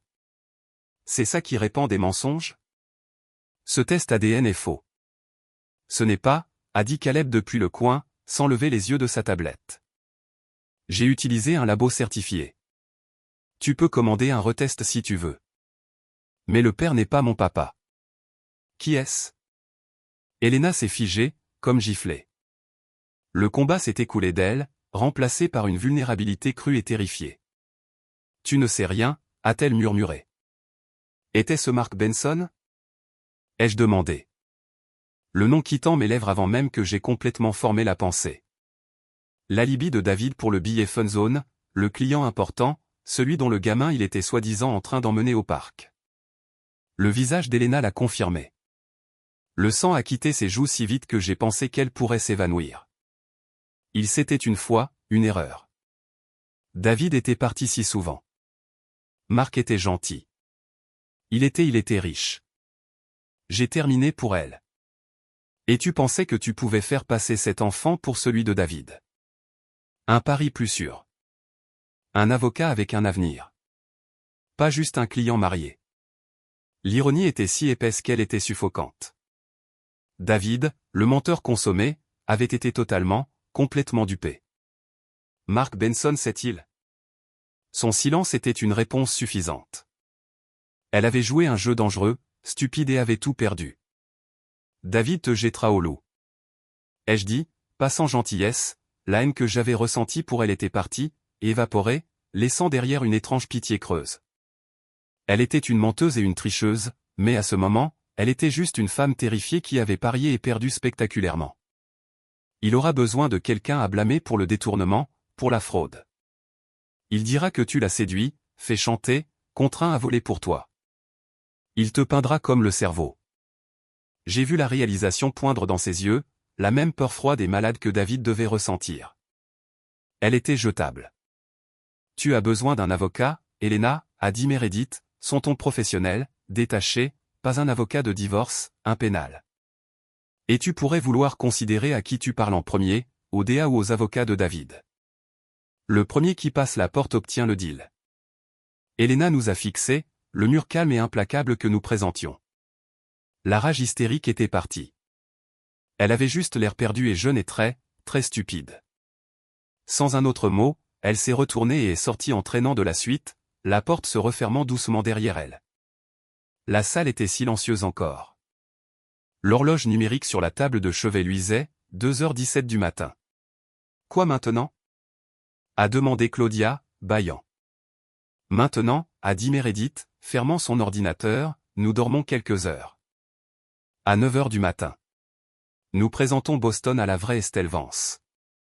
Elle m'a regardé, celle qui construit des choses, pas celle qui se fait renverser. J'ai regardé Caleb, qui s'était enfin endormi, recroquevillé dans le fauteuil, sa tablette sombre sur ses genoux.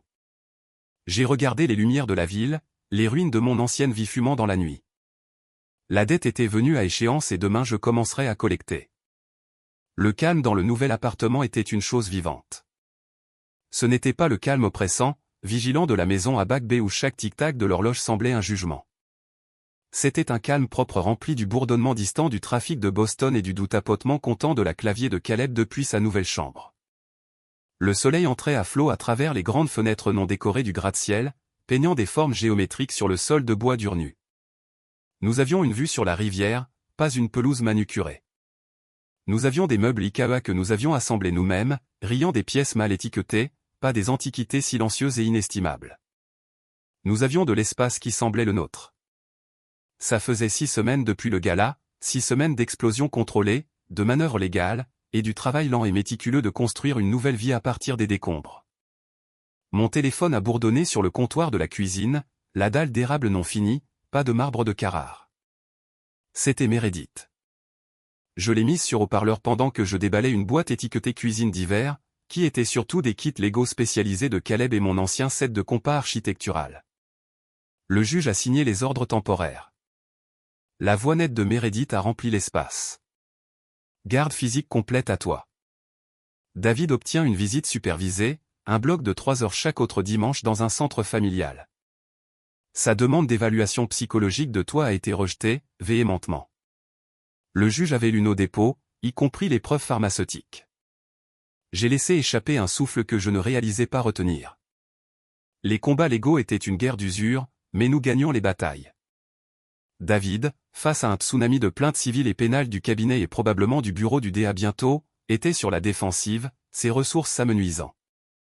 Son équipe légale était bonne, mais il combattait une guerre multifront contre la précision chirurgicale de Meredith et la montagne numérique indéniable de preuves.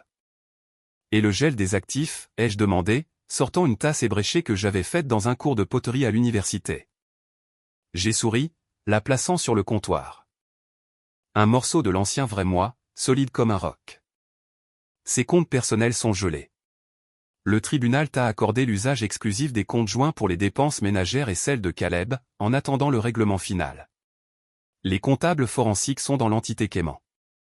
C'est un bordel, un beau bordel frauduleux qui est entièrement le sien. Je pouvais entendre la satisfaction dans sa voix. Comment est le nouvel espace? J'ai regardé autour. Des boîtes partout, mais de la lumière et du potentiel partout. C'est vide. C'est parfait. Bien. Garde la porte verrouillée. Il devient désespéré. Sa dernière motion revendiquait une influence indue par un enfant mineur. Le juge l'a qualifiée de frivole et offensante. Il n'a plus de coups, et les animaux acculés sont dangereux. Après avoir raccroché, j'ai pris une autre boîte, plus petite. Elle était scellée avec du ruban adhésif, étiqueté dans ma propre écriture. Portfolio ISO. Mon cœur a fait un petit bond.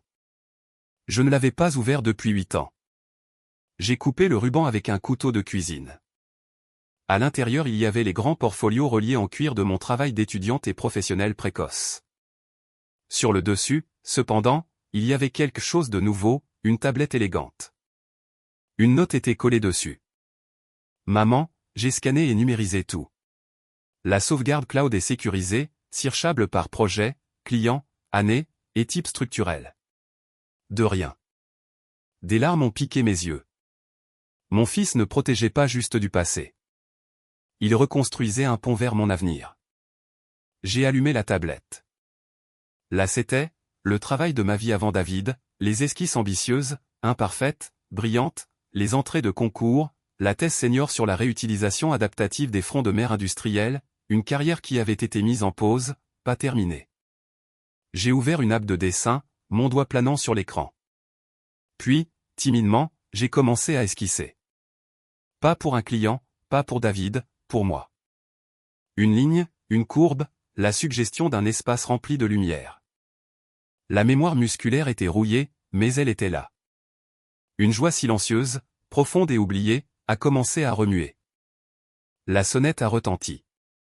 Un carillon électronique que j'avais choisi parce qu'il ne ressemblait en rien au gong pesant de l'ancienne maison.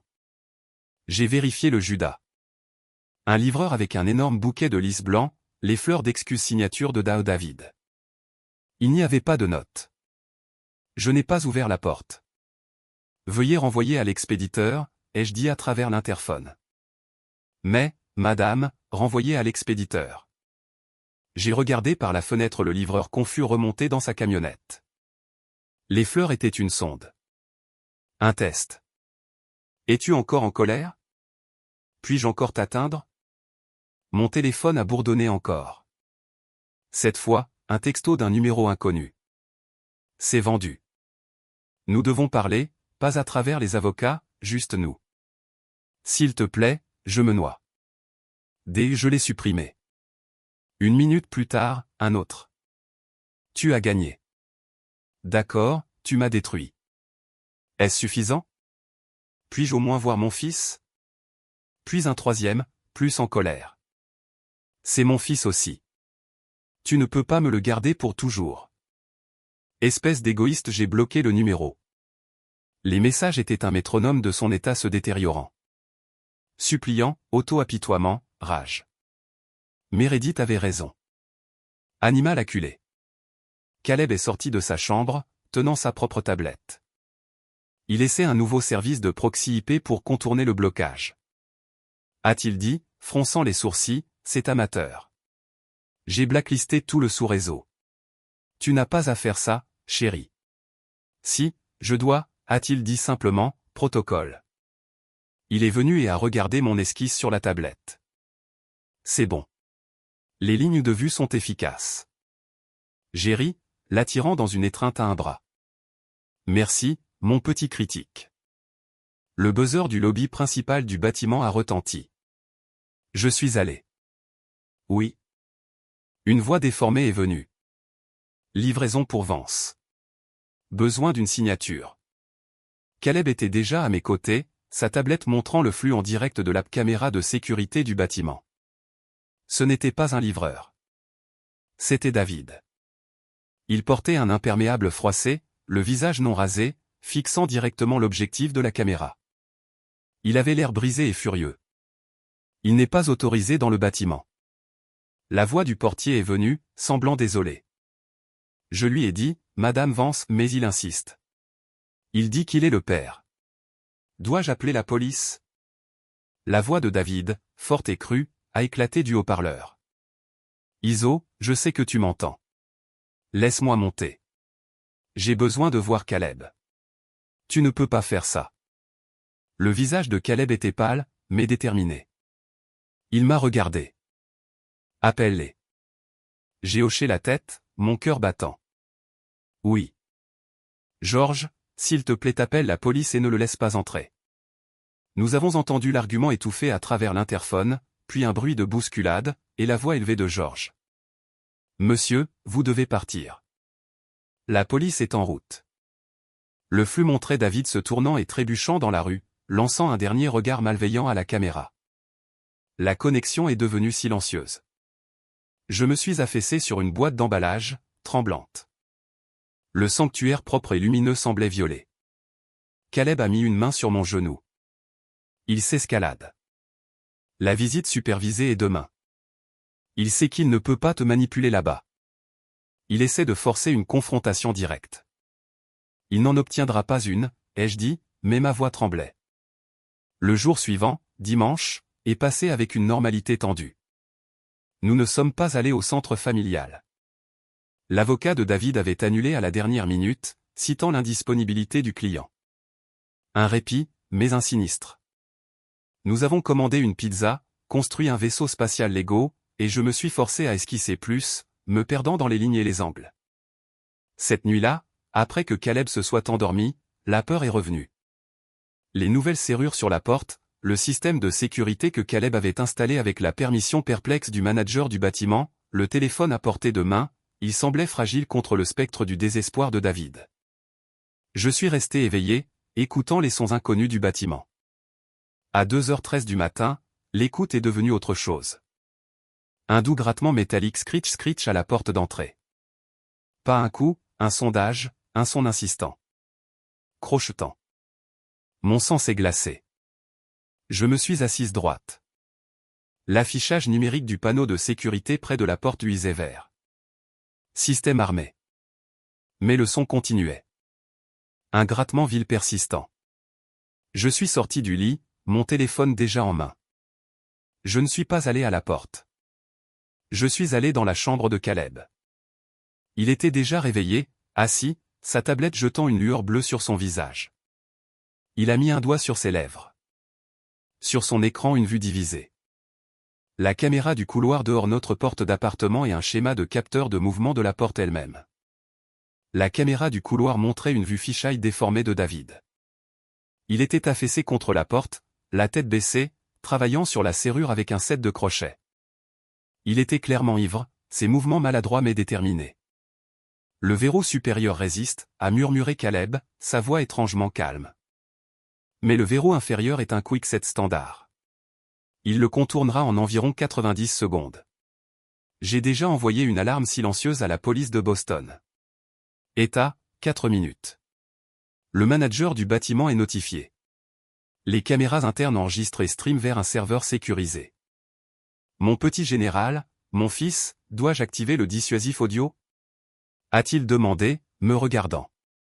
Il avait programmé le système pour faire exploser une alarme assourdissante si la porte était forcée. Pas encore, ai-je murmuré.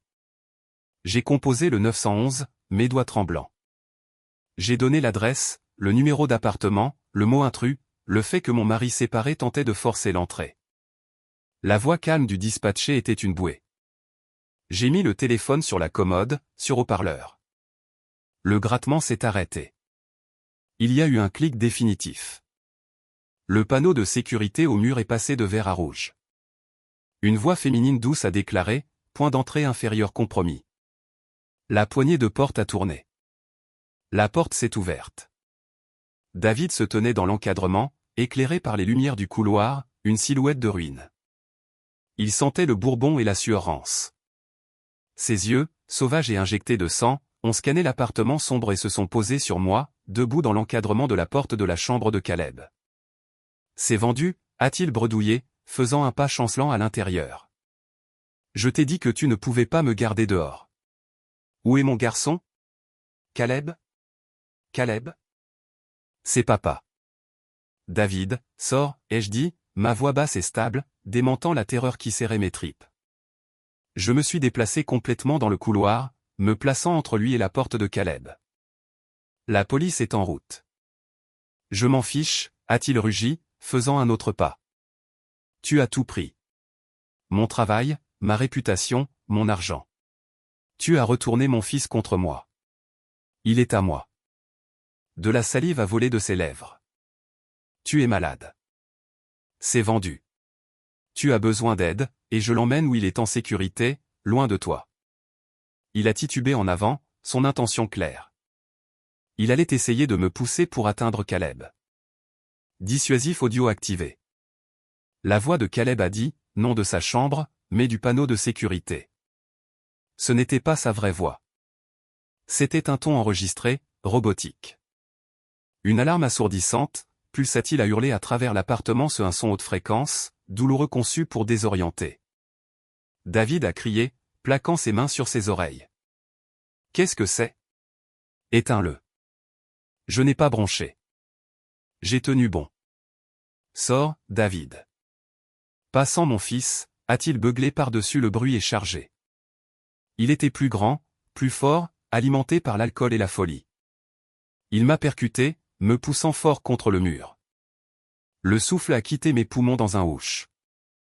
La douleur a explosé dans mon épaule, mais je ne suis pas tombé. J'ai agrippé son manteau, poussé en retour, un grognement primal déchirant ma gorge. Nous nous sommes battus dans le couloir étroit, une lutte chaotique et laide. L'alarme hurlait autour de nous. Arrête, tu lui fais mal. La voix de Caleb réelle cette fois, aiguë de peur et de fureur. La tête de David a claqué vers le son. Caleb se tenait dans l'encadrement de la porte de sa chambre, non recroquevillé, mais tenant sa tablette comme un bouclier. La police est là, papa. Ils sont dans l'ascenseur. Regarde, sur l'écran de la tablette, un flux en direct de l'ascenseur. 2 officiers en uniforme, mains sur leur holster, visage grave. David s'est figé, le combat s'écoulant de lui, remplacé par une compréhension effrayante et horrible. La réalité de la situation que la porte brisée, l'alarme, l'assaut, les images de la police qui s'abattaient sur lui. Il m'a relâché, reculant en trébuchant, ses mains se levant. Je voulais juste voir mon fils. À ce moment, les portes de l'ascenseur sur le flux se sont ouvertes. Quelques secondes plus tard, des coups forts et autoritaires ont martelé sur la porte d'appartement ouverte. Police de Boston, l'entrée est sécurisée. Mains où nous pouvons les voir. David s'est tourné, ses mains encore levées vers les lampes de poche aveuglantes qui remplissaient l'encadrement. Je me suis affaissé contre le mur, haletant pour de l'air. C'était un flou de cris, de David tourné et menotté. Ses protestations ivres, elle est folle. Elle a mon fils, tombant sur des oreilles sourdes. Les officiers ont vu la porte brisée, m'ont vu agrippant mon épaule, ont vu le petit garçon pâle avec la tablette qui montrait toutes les fractions et l'assaut enregistré depuis plusieurs angles. Une officier, une femme avec des yeux gentils, est restée avec nous. Êtes-vous blessée, madame? Avez-vous besoin d'attention médicale? Je vais bien, ai-je râlé, attirant Caleb dans mes bras. Il tremblait maintenant, l'adrénaline quittant son petit corps. Juste secoué. Nous aurons besoin de cette vidéo, a dit l'autre officier, hochant la tête vers la tablette de Caleb. Et une déclaration. Mais étant donné les violations de l'ordonnance restrictive, l'effraction et l'assaut, il ne vous embêtera pas pendant un moment. Ils ont emmené David. Alors qu'il passait, il m'a regardé, et pendant une seconde fugace, la fureur ivre était partie. À sa place il y avait l'homme brisé et perplexe de la salle de conférence, mais creusé encore plus. Elle m'a menti. Tout est mort, a-t-il marmonné, sa voix épaisse de larmes. Elena, Sophie, elle n'est pas à moi. Tout ça pour rien. J'ai tout ruiné pour un mensonge. J'ai regardé lui. Cet homme qui avait été mon monde entier. Je ne ressentais pas de pitié, seulement une vaste distance vide. Tu as tout ruiné pour toi-même, David. Le mensonge l'a juste rendu plus facile pour toi. Il a tressailli comme frappé, puis a laissé sa tête pendre alors que les officiers le menaient à l'ascenseur. L'appartement était silencieux encore, l'alarme réduite au silence. La porte était brisée, maintenue fermée avec une chaise.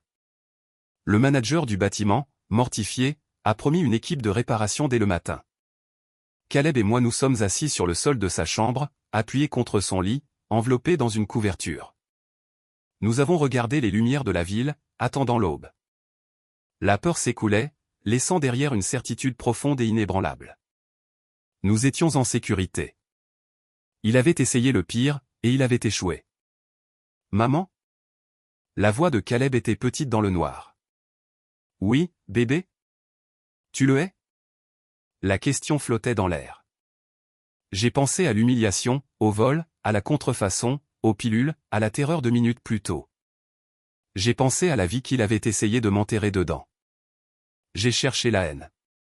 Elle était là, mais c'était une pierre froide et morte. Ça prenait trop d'énergie pour la porter. J'ai embrassé le dessus de sa tête. Non, mon chéri, je ne le hais pas. Je l'ai senti se détendre contre moi. La haine est lourde. Ça prend trop d'efforts pour la porter. Je choisis d'être libre de lui à la place, et ça semble léger. Il est resté silencieux un long moment. Moi aussi, a-t-il murmuré. Je ressens juste de la pitié pour lui. Son code est plein de bugs, pas de logique. Un sourire a touché mes lèvres. Mon fils, le philosophe. Ouais, c'en est. La première lumière grise du matin a commencé à saigner dans le ciel au-dessus de la Charles River. La porte brisée était un rappel de la bataille, mais la lumière croissante promettait un nouveau jour. J'ai tenu mon fils, l'architecte de ma liberté, et su que le pire était terminé. Les cendres s'étaient posées. Maintenant, nous construirions quelque chose de nouveau dans l'air clair. 6 mois plus tard, l'air dans le tribunal du comté de Suffolk sentait le polish citronné et le vieux papier, pareil qu'à chaque audience. Mais aujourd'hui, l'odeur était différente.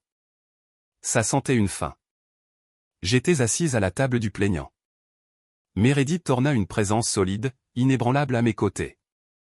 Caleb, dans un nouveau costume qui lui allait enfin correctement, était assis juste derrière la barre, entre Claudia et un spécialiste enfant désigné par le tribunal. Il m'a donné un petit thumb up stable. Il faisait ça beaucoup ces derniers temps. Mon encre personnelle. À la table de la défense, David était avec son nouvel avocat, un homme à l'air las d'un cabinet qui gérait clairement les cas désespérés. David semblait diminuer. Le costume coûteux pendait lâche sur lui. Ses cheveux étaient plus gris que bruns. Les yeux de mer d'hiver étaient plats, dépourvus de leur éclat calculateur habituel. Il regardait un résumé d'accords de plaidoyer, ses mains reposant sur la table, parfaitement immobiles. Le combat était parti. Nous l'avions saigné de lui, goutte par goutte légale. L'honorable juge Evelyn Reed a pris le banc, une femme dans ses 60 ans avec une réputation d'être sans sentimentalité et brutalement minutieuse. Elle avait présidé cette affaire depuis le début. Elle avait vu les signatures forgées, les schémas financiers, les rapports pharmaceutiques, les images de sécurité d'une effraction ivre. Elle avait lu les affidavits de Caleb, écrits avec une clarté préternaturelle et glaçante. Elle a regardé David non avec colère, mais avec un profond dédain professionnel. Les parties veulent-elles se lever pour l'adjudication finale, a entonné l'huissier. Nous nous sommes levés. David s'est levé lentement, comme si ses os faisaient mal. Le juge Reed a ajusté ses lunettes. Dans l'affaire Vance contre Vance et les plaintes civiles accompagnantes, nous sommes ici pour la disposition finale. Après examen des preuves extensives, les accords de plaidoyer atteints avec le bureau du procureur et les recommandations du gardien ad litem, je suis prête à statuer. Elle a regardé David. Monsieur Vance, vous avez plaidé nolo contendere à des accusations de felonie effraction et entrée, assaut misdemeanor, et fraude financière felonie relative à l'appropriation détournée de fonds clients. Le Commonwealth a abandonné les accusations plus graves de tentative de vol par fausse. représentation et conspiration en échange de votre pleine coopération dans leur enquête en cours sur les pratiques financières de votre ancien cabinet et votre affidavit sous serment détaillant vos actions. Vous êtes condamné à 5 ans de prison d'État avec éligibilité à la liberté conditionnelle après 3 conditionnés à une restitution complète comme outline dans le règlement civil. Vous êtes remis en garde à vue immédiatement après cette audience. David n'a pas réagi. Il a juste donné un seul hochement lent. Il savait que ça venait. Le règlement civil était le marteau. Le temps en prison était juste le point à la fin de la phrase. La juge s'est tournée vers moi, Madame Vance, le règlement civil que j'incorpore dans le décret de divorce final vous attribue ce qui suit, garde légale et physique exclusive de l'enfant mineur, Caleb Vance. Visite supervisée pour M. Vance à réévaluer par ce tribunal pas avant 24 mois à partir d'aujourd'hui en attendant une évaluation psychologique et des preuves de réhabilitation. La résidence matrimoniale sur Commonwealth Avenue vous est attribuée libre et claire avec l'intérêt en equity de M. Vance confisqué. Tous les contenus là-dedans, la propriété de vacances à Kennebunkport, 70% des actifs liquidés de l'état matrimonial y compris les fonds récupérés de l'entité Vance Holdings Cayman. Soutien conjugal d'un montant de $10 000 par mois pendant une période de 10 ans ou jusqu'à votre remariage. Monsieur Vance est ordonné de maintenir une police d'assurance vie de $2 millions avec votre fils comme seul bénéficiaire. Toutes les revendications de propriété intellectuelle relatives aux designs architecturaux sont adjudiquées en votre faveur avec la pleine propriété et le copyright revenant à vous. M. Vance est enjoint de tout contact ultérieur avec vous, direct ou indirect, sauf en ce qui concerne des visites strictement supervisées. Toute violation entraînera une révocation immédiate des privilèges de visite et des accusations pénales potentielles supplémentaires. Elle a pris une inspiration, son regard balayant la salle. Ce n'était pas une décision difficile. C'était une affaire construite sur une fondation de tromperie, de prédation financière, et d'abus psychologiques profonds. Madame Vance, le tribunal reconnaît non seulement les blessures que vous avez subies, mais la force formidable que vous et votre fils avez démontrée en mettant ces faits en lumière. Ce jugement n'est pas un cadeau. C'est le retour de ce qui a toujours été légitimement à vous. Cette affaire est close. Elle a abattu le marteau. Crac. Le son était propre, final. Il a résonné dans la salle de tribunal silencieuse. David ne m'a pas regardé alors que les huissiers approchaient. Il gardait ses yeux sur le bois poli de la table. Il s'est levé, a offert ses mains pour les menottes, une routine qu'il avait pratiquée à son arraisonnement. Alors qu'il le menait devant notre table, il s'est arrêté, non pour me regarder, mais pour Caleb. Caleb a rencontré son regard, son visage solennel. « Je suis désolé, fils. » David a murmuré. Les mots si bas, je les ai à peine entendus. Caleb l'a considéré un long moment. Puis il a dit, tranquillement mais clairement, « Tu devrais l'être. » Ce n'était pas du pardon. Ce n'était pas de la cruauté. C'était juste un fait. David a tressailli, puis a laissé les officiers le mener, hors de la salle de tribunal et hors de nos vies. Je n'ai pas regardé partir. Je me suis tourné et enveloppé Caleb dans une étreinte, le soulevant de ses pieds. Meredith s'est permis un petit sourire serré en empilant ses papiers. Claudia pleurait déjà, tamponnant ses yeux avec un mouchoir. C'est fini. Ai-je respiré dans les cheveux de Caleb? C'est vraiment fini. Phase 3 terminée, a-t-il murmuré, une touche de son ancien langage de protocole dans sa voix. Puis, il m'a serré en retour, fort. Maintenant nous pouvons juste être. L'invitation est arrivée sur un papier crème épais. La Boston Society of Architects et la ville de Boston ont le plaisir de vous inviter au gala célébrant la nouvelle bibliothèque communautaire en bord de mer et la présentation du Foster Design Award. C'était le même hôtel, la grande salle de bal du Boston Harbor Hotel. Un fantôme de frisson a tracé ma colonne, mais il était faible, distant. Ce n'était pas mon champ de bataille. C'était mon territoire. Tu es sûr de ça, a demandé Claudia, m'aidant à zipper ma robe. Ce n'était ni bleu glacé ni argent. C'était un vert émeraude profond et vibrant. Une colonne de soie brute qui bougeait avec moi. Le maquillage était audacieux, un œil fumé, une lèvre rouge, dramatique, mon choix. Je suis sûr, ai-je dit, rencontrant mon propre regard dans le miroir. Isolde Vance, architecte, survivante. Le nom me convenait maintenant. Il était à moi. Caleb, dans un smoking miniature, tripotait son nœud papillon. Le détail de sécurité est discret, mais ils sont là, a-t-il dit, toujours le pragmatique. Et j'ai un flux direct vers le système AV de la salle de bal, juste au cas où. Je suis allé et stabilisé ses mains. Pas de protocole ce soir, mon amour. Ce soir, nous sommes juste des invités. Eh bien, je suis une invitée d'honneur. Tu es mon cavalier. Il a souri, un vrai sourire sans fardeau qui a illuminé tout son visage. D'accord. La salle de bal était, bien sûr, époustouflante. Le même cristal, le même scintillement, le même murmure de gens riches et puissants, mais tout était différent. J'étais différente. Les têtes se sont tournées à notre entrée. Les murmures ont changé de ton. J'ai entendu mon nom, mais il n'était pas pairé avec pauvre chose ou humilié. C'était Solvance, l'architecte, celle qui a gagné l'appel d'offres de la bibliothèque, le phénix de Back Bay. Le récit avait complètement réécrit.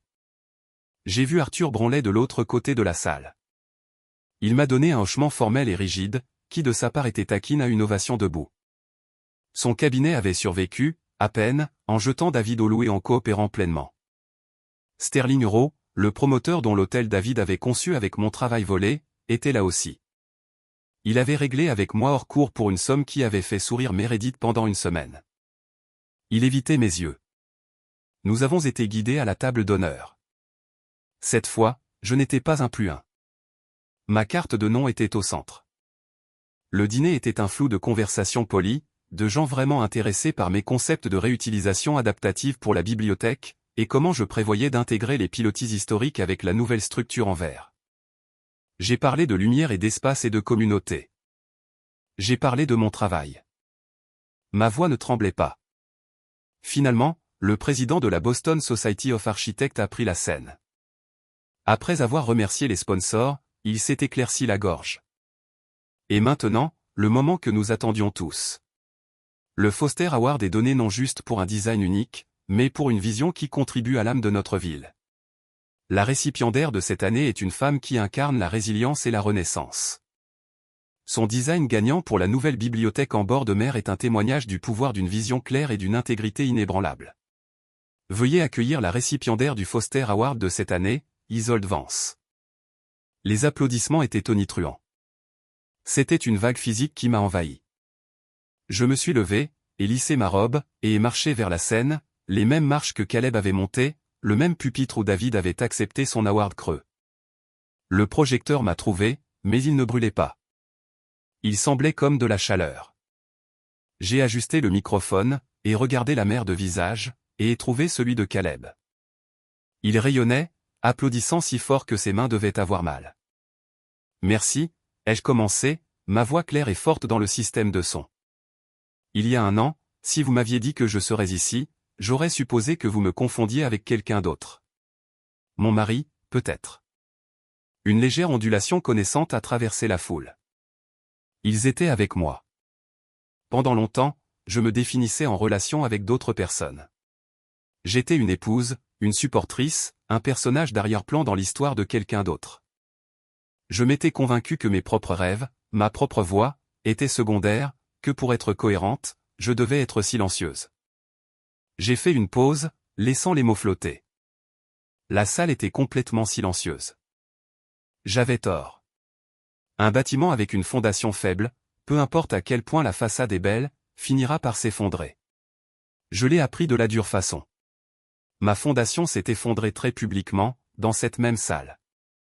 J'ai permis un petit sourire ironique, mais dans les décombres, j'ai trouvé quelque chose que j'avais oublié, mon propre plan, celui que j'avais dessiné pour moi-même longtemps avant d'essayer de m'adapter au design de quelqu'un d'autre. J'ai vu Claudia essuyer ses yeux. J'ai vu Meredith donner un hochement approbateur et net. Cet award n'est pas juste pour la bibliothèque. C'est pour le courage de reprendre le crayon. De regarder les ruines et de voir non une fin, mais un terrain vague plein de potentiel. C'est pour chaque personne qui s'est jamais vue dire d'être plus petite, plus silencieuse, moins. N'écoutez pas. Construisez quand même.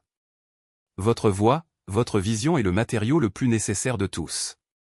Ma gorge s'est serrée, mais j'ai continué. Je dois remercier quelques personnes. Mon amie Claudia, qui ne m'a jamais dit une fois d'être silencieuse. Mon avocate, Meredith Thorne, qui est l'équivalent humain d'une poutre en acier parfaitement porteuse. Un rire a flotté dans la salle. L'équipe de Foster Gray pour avoir vu l'architecte en moi quand je ne pouvais plus la voir moi-même. Et mon fils, Caleb. Le projecteur a balayé vers lui. Il a rougi furieusement, mais s'est assis droit. Caleb, ai-je dit, ma voix s'adoucissant. Tu es ma raison, mon héros, et mon collaborateur préféré. Tu m'as appris que la vérité, peu importe à quel point bien cachée, attend toujours d'être trouvée. Et que l'amour est la fondation la plus forte qui soit. J'ai regardé la foule. Alors, à tous ici, merci. Je suis si fier d'être votre collègue, et je suis si fier, enfin, d'être exactement qui je suis. Mon nom est Hassol Vance. Je suis une architecte. Je suis une mère. Et je ne fais que commencer. J'ai reculé du pupitre. La salle a explosé. Ils se sont levés comme un seul. Une ovation rugissante et soutenue qui a secoué le cristal. Ce n'était rien comme les applaudissements polis et perfunctoires pour David. C'était mérité. C'était réel. Je suis resté au centre, la laissant me laver, la respirant. Le phénix levé. Elle déployait. Plus tard, dans une antichambre plus calme, Caleb m'a tendu une petite boîte maladroitement emballée. Je t'ai fait quelque chose pour ton nouveau bureau. Je l'ai ouverte. À l'intérieur il y avait un trophée, clairement imprimé en 3D et peint à la main. C'était une petite figure d'une femme tenant un plan, se tenant triomphalement sur un tas de ce qui ressemblait à des puces informatiques cassées. La plaque à la base disait « Meilleur architecte et maman du monde ». Je l'ai attiré dans une étreinte, le trophée serré dans ma main. Je l'adore. C'est le meilleur award que j'ai jamais eu. Mon téléphone a bourdonné dans ma pochette. Je l'ai sorti m'attendant à un texto de félicitations de quelqu'un au gala. C'était une notification d'email. La ligne de sujet, notification de shortlist du prix international de design architectural. Je l'ai ouverte, mon cœur faisant un bond. Chère Madame Vance, de l'International Architectural Foundation, nous sommes ravis de vous informer que votre design pour la bibliothèque Waterfront de Boston a été shortlisté pour la prestigieuse médaille d'or IAF. J'ai fixé l'écran, les mots se brouillant. Caleb a regardé par-dessus. Qu'est-ce que c'est ? Je lui ai montré l'email. Ses yeux se sont agrandis. Maman, c'est global. C'est le grand. Un rire a bouillonné de quelque part au fond de moi, pur et non adultéré. C'était de la joie. C'était de la possibilité. C'était l'avenir, grand ouvert et scintillant. J'ai regardé mon fils, puis par la fenêtre vers la skyline scintillante de la ville qui avait essayé de me briser, et que j'aidais maintenant à reconstruire. Ouais, bébé, ai-je dit, glissant le téléphone dans mon sac, ma main trouvant la sienne. Ça l'est. Et tu sais quoi ? Ce n'est que le début.